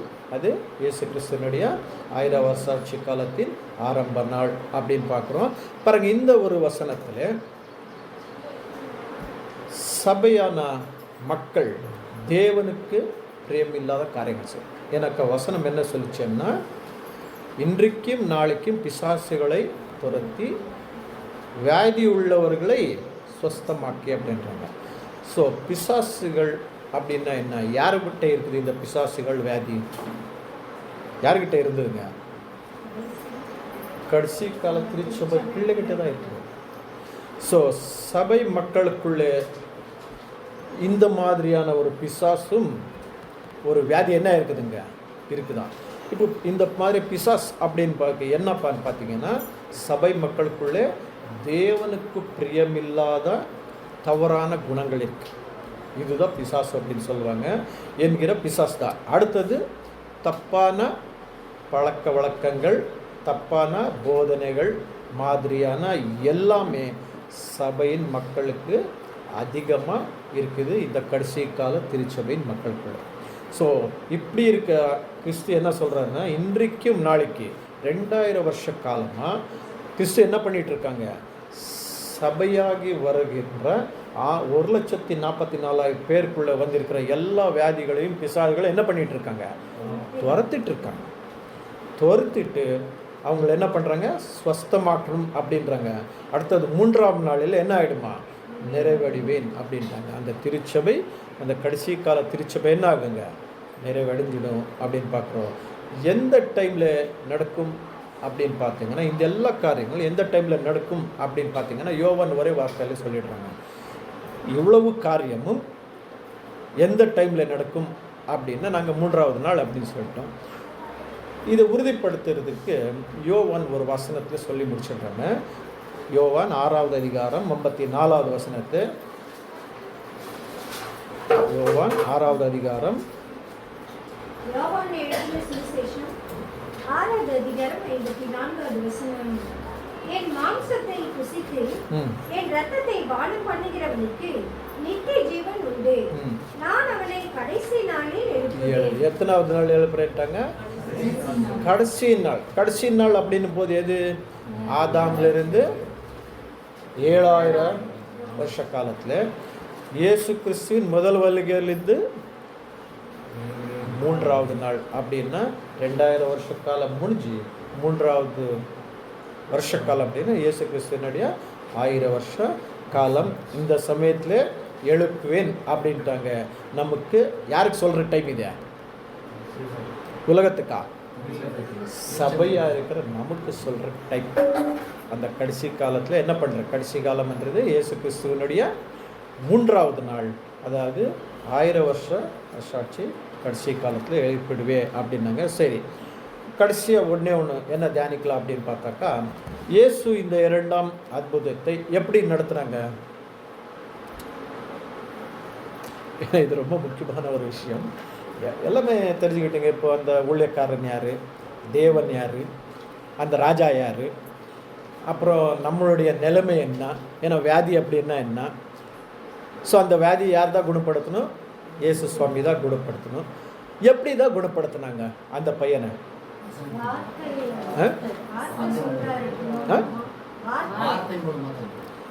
அதுதான் பார்த்துட்டோம், வார்த்தை மூலியமாக. இந்த அற்புதத்தை எப்படி தான் நடத்தினாங்க அப்படின்னு பார்த்தீங்கன்னாக்கா, இயேசு நேராக போய் பண்ணலை இந்த அற்புதம். இது ஞாபகத்தில் வச்சுக்கணும். இயேசு என்ன பண்ணாங்க, கானா ஊரில் உக்காந்துக்கிட்டு கெப்பர்நோமில் இருக்கிற அந்த ஊழியக்காரன், அதாவது அந்த ராஜாவினுடைய காரியக்காரனுடைய பிள்ளைய ஒரே வார்த்தையில் இங்கிருந்து உக்காந்து சொல்கிறாங்க, உம்முடைய பையன் என்ன பண்ணிட்டா, பழிச்சிட்டா போ அப்படின்றாங்க. ஸோ ஏன்னா சத்தியவேதத்தில் நான் பார்க்கும் பொழுது சுவாமி எந்த அற்புதத்தை செஞ்சாலும், இப்போ நடந்து போயிட்டுருப்பாங்க, யாரோ ஒருத்தர் கை கால் இல்லை அப்படின் போது அவனுக்கு என்ன பண்ண, ஏந்திச்சு நடேன்னுவாங்க, பக்கத்தில் போய்ட்டு அவன் நடந்து போயிடுவான்.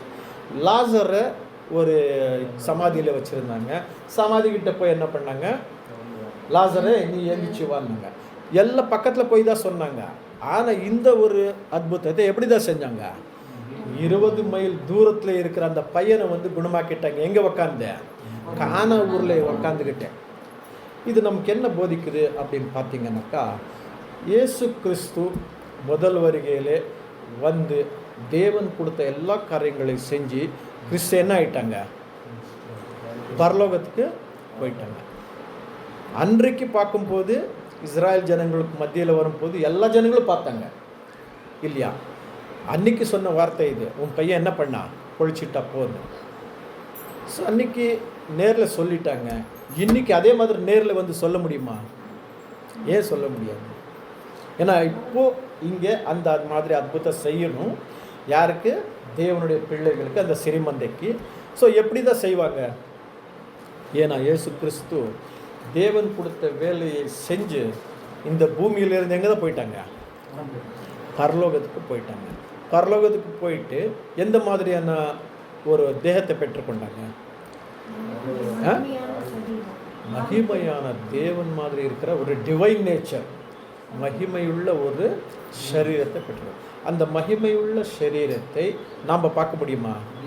நிச்சயமாக முடியாது. ஸோ சுவாமி என்ன தான் பண்ணுவாங்க அப்படின்னா, அங்கே உக்காந்தே பேசுவாங்க. ஏன்னா இப்போ வார்த்தையில் குணப்பாக்கிடுவாங்க. எப்படி தான் குணமாக அங்கிருந்து உட்காருவாங்க. பரலோகத்தில் இருந்து அவங்க என்ன பண்ணுவாங்க? 2ஆம் வருகையில் வரும்போது ஆகாசத்தில் உட்காந்துருக்குவாங்க. இப்போ எங்கே இருக்கிறாங்க? சுவாமியன் பார்க்க எங்கே தான் இருக்கிறாங்க? ஆகாயத்தில் இருக்கிறாங்க. அங்கே உக்காந்து என்ன பண்ணுவாங்க? இங்கே இருக்கிற தேவ பிள்ளைகளுக்கு சுத்தமாக்குறாங்க, அதாவது குணப்படுத்துகிறாங்க. அங்கிருந்து சொல்லிடுவாங்க என்னென்ன இவன் பொழைக்கிறதுக்கு என்னென்ன வழி, என்னென்ன சத்தியத்தை கொடுக்கணும், அது எல்லாமே சுவாமி பண்ணிகிட்ருக்காங்க. ஸோ சுவாமி டைரெக்டாக வந்து இந்த அற்புதத்தை இப்போ நமக்கு செய்யலை. அதில் எப்படி செஞ்சாங்க? எங்கேயோ உக்காந்து எங்கே பண்ணாங்கல்ல, அந்த மாதிரி சுவாமி அதே மாதிரி இந்த கடைசி கால தேவ பிள்ளைகளை எப்படி தான் காப்பாற்றுறாங்கன்னா, பக்கத்தில் வந்து சொல்ல மாட்டாங்க, அங்கிருந்து உக்காந்தே சொல்லுவாங்க. காரணம், அவங்க டிவைன் நேச்சரை இருக்கிறாங்க. ஸோ அவங்க வந்து நேருக்கு நேரம் வரமாட்டாங்க. ஸோ இதே மாதிரி கிறிஸ்து பரலோகத்தில் இருந்து வந்திருக்கிறாங்க. அங்கே உக்காந்து ஆகாசத்தில் உக்காந்து என்ன பண்ணுவாங்க? அவங்க மக்களை குணமாக்குவார் அப்படின்னு சொல்லும்போது எப்படி தான் குணமாக்குவாங்க? நான் உங்களுக்கு நிறைய விஷயத்த சொன்னேன்.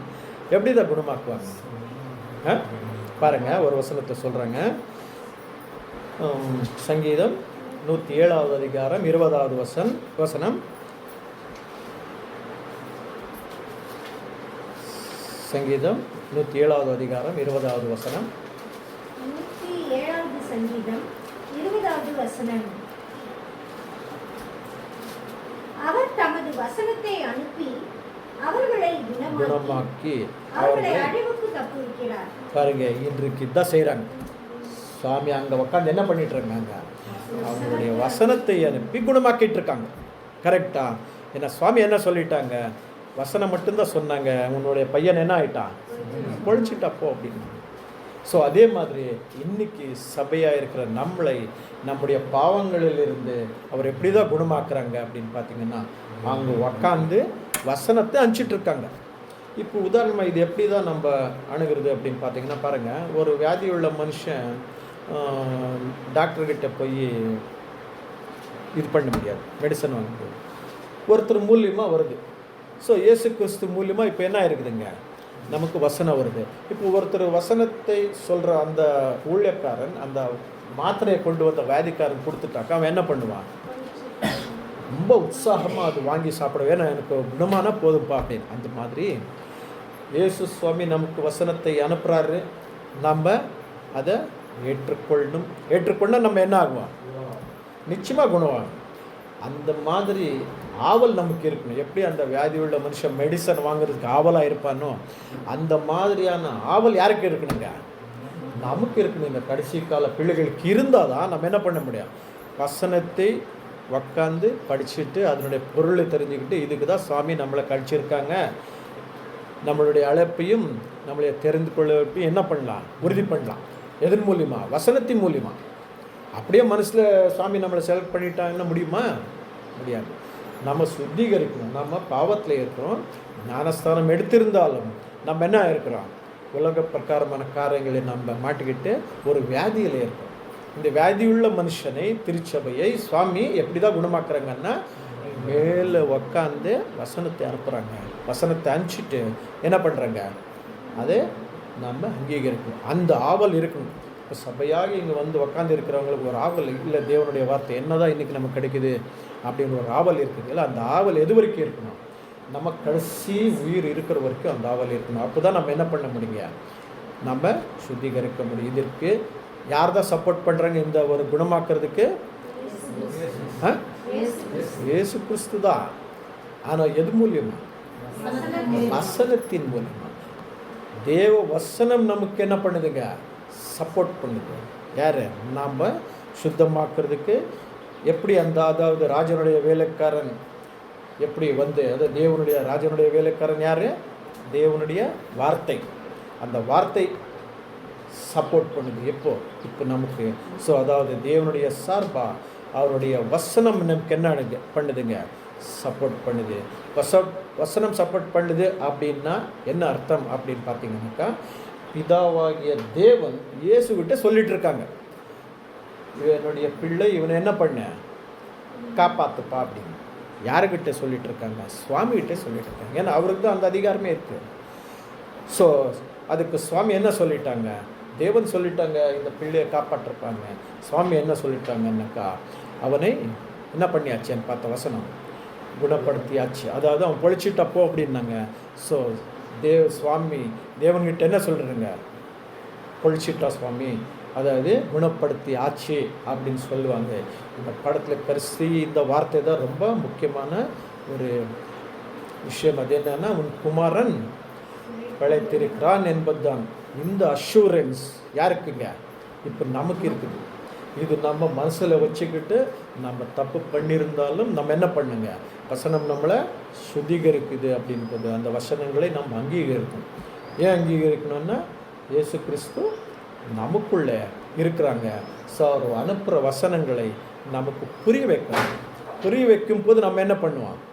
நம்ம அந்த ஒரு பாவத்திலேருந்து விலகி வந்துடுவோம். இந்த தப்பு செய்யக்கூடாதுன்னு உங்களுக்கு மனசில் வந்துருச்சுன்னா, அது இயேசு சொல்லிட்டாங்கன்னு நீங்கள் என்ன பண்ணுவீங்க? அந்த தப்புலேருந்து விலகி வந்துடுவீங்க. ஸோ இப்படி தேவன் அந்த ஒரு அஷூரன்ஸ் கிறிஸ்து மூலியமாக கொடுத்துருக்குறாங்க. ஸோ அந்த அஷூரன்ஸ் நம்ம கொடுத்த பிறகு நம்ம என்ன பண்ணணும்? அதை அங்கீகரிக்கணும். எதை அங்கீகரிக்கணுங்க? வசனங்களை அங்கீகரிக்கணும். அது அறகுறையாக நீங்கள் அங்கீகரிச்சுட்டு இது அப்புறம் பார்த்துக்கலாம், அறகுறையான்னு தெரியும் இல்லை, முழுசாக தெரிஞ்சுக்கிறது இல்லை, அறகுறையாக தெரிஞ்சுக்கிறது, அதுக்கு வியாக்கியானம் பண்ணிகிட்டு இருக்கிறது. தேவன் வசனத்தை சொல்லிட்டாங்கன்னா அது ஏற்றுக்கொள்ளும். அதுக்கு வியாக்கியானம் பேசிகிட்டு இருந்தால் உங்களுக்கு என்ன புரியாதுங்க? சத்தியம் விளங்காது. ஸோ முழுசாக நம்ம ஏற்றுக்கொள்ளும். தேவன் வசனம் சத்தியவேதத்தில் சொல்லிட்டாங்கன்னா அதுக்கு மேல் நம்ம இன்னொன்று ஒரு வியாக்கியானம் பேசுகிறதே தேவையில்லை. வசனம் சொல்லுதுப்பா, அதை நம்ம ஏற்றுக்கொள்ளி தான் ஆகணும். ஏன்னா வசனம் தான் நமக்கு என்ன? மூல ஆதாரமே. நம்மளுடைய விசுவாசத்துக்கே வசனமே என்னங்க? ஆதாரம் தான். ஏன்னா நம்ம கண்ணு முன்னால் தேவன் தெரிகிறாரா? கிறிஸ்து தெரிகிறாரா? இல்லை. பின்ன அப்படி இருக்கும் போது நமக்கு முன்னாலே இருக்கிறது என்னங்க? தேவனுடைய வசனம் தான். இந்த வசனத்தை நம்ம அங்கீகரிச்சுட்டாக்கா நம்ம நிச்சயமாக என்ன ஆகும்? சுதிங்க. இதுக்கு கிளியராக நீதிமொழிகளை ஒரு வார்த்தை சொல்லிடுவாங்க. என்ன சொல்கிறாங்கன்னு பார்த்தீங்கன்னாக்கா, தேவன் நமக்கு என்ன கொடுத்துருக்குறாங்க? கண்ணையும் காது என்ன பண்ணியிருக்காங்க? தேவன் என்ன பண்ணியிருக்காங்க? கொடுத்துருக்காங்க இல்லையா? கொடுத்துருக்காங்க இல்லையா? எது கொடுத்துருக்காங்க? ஒரு வசனத்தை படிச்சிடலாம். கடைசி வசனம் தான் நீதிமொழிகள் 20வது அதிகாரம் 12-13. நீதிமொழிகள் 20வது அதிகாரம் 12-13 வசனங்கள். கேட்கிற காதும் காண்கிற கண்ணும் ஆகிய இவ்விரண்டையும் கர்த்தர் உண்டாக்கினார். கர்த்தர் நமக்கு அது உண்டாக்கிட்டாங்க. இப்போ உண்டாக்கின அந்த காதையும் கண்ணையும் என்ன பண்ணக்கூடாதுன்னு சொல்கிறாங்க. அடுத்தது படிக்கலாம். தூக்கத்தை விரும்பாதே.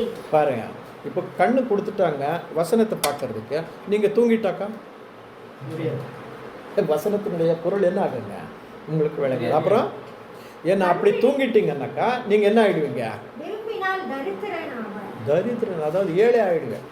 உங்களுக்கு சத்தியம் புரியலன்னா உட்காந்து சும்மா போயிட்டே இருந்தாக்கா, சத்தியமே புரியல அப்படின்னா, வசனம் புரியலன்னா உங்களுக்கு என்ன ஆகும்? ஏழை ஆகிடுங்க. அப்புறம் கண்ணு கொடுத்துட்டாங்க. கண்ணுக்கு இப்போ நல்லா தெரியுது. இது தெரியும் போது என்ன பண்ணணுமா? பாருங்க, இப்போ கண்ணில் நம்ம இந்த தேவனுடைய ஆகாரத்தை பார்த்துட்டு இருக்கிறோம். கிறிஸ்து நமக்கு ஆகாரத்தை அனுப்பிச்சிட்டு இருக்காங்க. ஏன்னா அப்பம் அப்படி இது என்னங்க? தேவனுடைய வசனம். கிறிஸ்து நமக்கு அனுப்பிச்சிட்டு இருக்காங்க. அது கண்ணில் பார்த்துட்டு இருக்கிறோம். இது சாப்பிட்டா நமக்கு என்ன ஆகுங்க? திருப்தி ஆகும். நீங்கள் பண்ணல என்ன? கண்ணில் பார்த்து நீங்கள் பண்ணல என்ன? திருப்தி ஆகும். அப்புறமா அவ்வளோதானே. ஸோ இப்படி இருக்கா கர்த்தருக்குள் பிரியமான சகோதர சகோதரிகளே, தேவனுடைய வசனம் இன்றைக்கு நமக்கு மெடிசன். நம்ம வியாதியில் இருக்கிறோம், ஸோ நமக்கு தேவையானது மெடிசன். அந்த மெடிசன் எதில் தான் இருக்குது? தேவனுடைய வசனங்கள்ல இருக்குது. அந்த வசனத்தை நம்ம அங்கீகரிக்கணும். அதுக்கு வியாக்கியானம் பேசிகிட்டு இருக்கக்கூடாது, அறகுறையாகவும் தெரிஞ்சுக்கிட்டு இருக்கக்கூடாது. நமக்கு கண்ணு கொடுத்துருக்காங்க, காது கொடுத்துருக்குறாங்க. கண்ணில் பார்க்கணும், அந்த ஆகாரத்தை நம்ம புசிக்கணும். காதில் கேட்கணும், அதனுடைய குணலட்சணங்களை நம்ம இதயத்தில் கொண்டு வரணும். அப்போ என்ன ஆகும்? நம்ம நிச்சயமாக நம்ம வியாதியிலிருந்து குணமாயிடும். இதுதான் இந்த பாடத்தினுடைய ஒரு முழு சாராம்சம். கர்த்தருக்குள் பிரியமான சகோதர சகோதரிகளே, இன்றைக்கு நாம் பார்க்கும் பொழுது ஒரு தேவனுடைய அற்புதமான ஒரு சத்தியம் நமக்கு விளங்கியிருக்குது. ஸோ அநேக ஜனங்க இந்த பாடத்தை படிச்சிருப்பாங்க. அந்த பாடத்தில் அவங்களுக்கு தெரியாத விஷயங்கள் அநேகம் இருக்கும். சும்மா படிச்சுட்டு போயிருப்பாங்க. ஏன் அங்கே ஏன்னா முதலாவது ரெண்டாவது அற்புதம் அப்படின்னு எழுதுறாங்க அப்படின் போது அதில் என்ன இருக்குங்க? தேவனுடைய திட்டம் நிச்சயமாக இருந்திருக்கு. அந்த திட்டம் தான் நம்ம என்ன பண்ணோம்? 2வது மாதத்தில் ஒரு திட்டத்தை பார்த்தோம். இப்போது இந்த 6வது மாதத்தில் இன்னொரு திட்டம். தேவனுடைய திட்டம் எதில் தான் இருக்குது? கிறிஸ்து செய்கிற ஒவ்வொரு விஷயத்திலும் தேவனுடைய சத்தியம் இருக்கும். அது விளங்கணுன்னாக்கா நமக்கு மேல் என்ன இருக்கணுங்க? கிறிஸ்துவனுடைய அந்த வெளிச்சம் படணும். அந்த வெளிச்சம் பட்டுட்டால் நமக்கு என்ன ஆகுங்க? நம்ம கிளியர் ஆகிடுவோம் வசனத்தின் மூலமாக. அந்த வெளிச்சம் இப்போ நம்ம மேல் உதிச்சிருக்கு, அதை நம்ம பயன்படுத்திக்கணும். அது பயன்படுத்தாமல் விட்டுட்டோம் அப்படின்னா என்ன ஆகும்? நம்ம வியாதியிலேருந்து குணமாக்கணும். பயன்படுத்தணும் அப்படின்னா நமக்கு தேவையானது என்னங்க? முக்கியமாக உற்சாகம் இருக்கணும். எப்படி மாத்திரை வாங்கி சாப்பிட்டா எனக்கு குணமாயிடுமே அப்படின்னு ரொம்ப அவசரமாக அந்த மாத்திரை உற்சாகத்தோடு வாங்குகிறோமோ, அந்த மாதிரி உற்சாகம், அந்த மெடிசன் வார்த்தைகள் நம்ம உண்மையாக ஏற்றுக்கொண்டால் நமக்கு நிச்சயமாக என்ன ஆகிடும்? நம்ம குணமடைஞ்சிடும். ஸோ தேவன் இந்த வார்த்தைகளை ஆசீர்வதிக்கட்டும் அப்படின்னு சொல்லி இந்த வார்த்தைகளை முடிக்கிறேன். ஆமென்.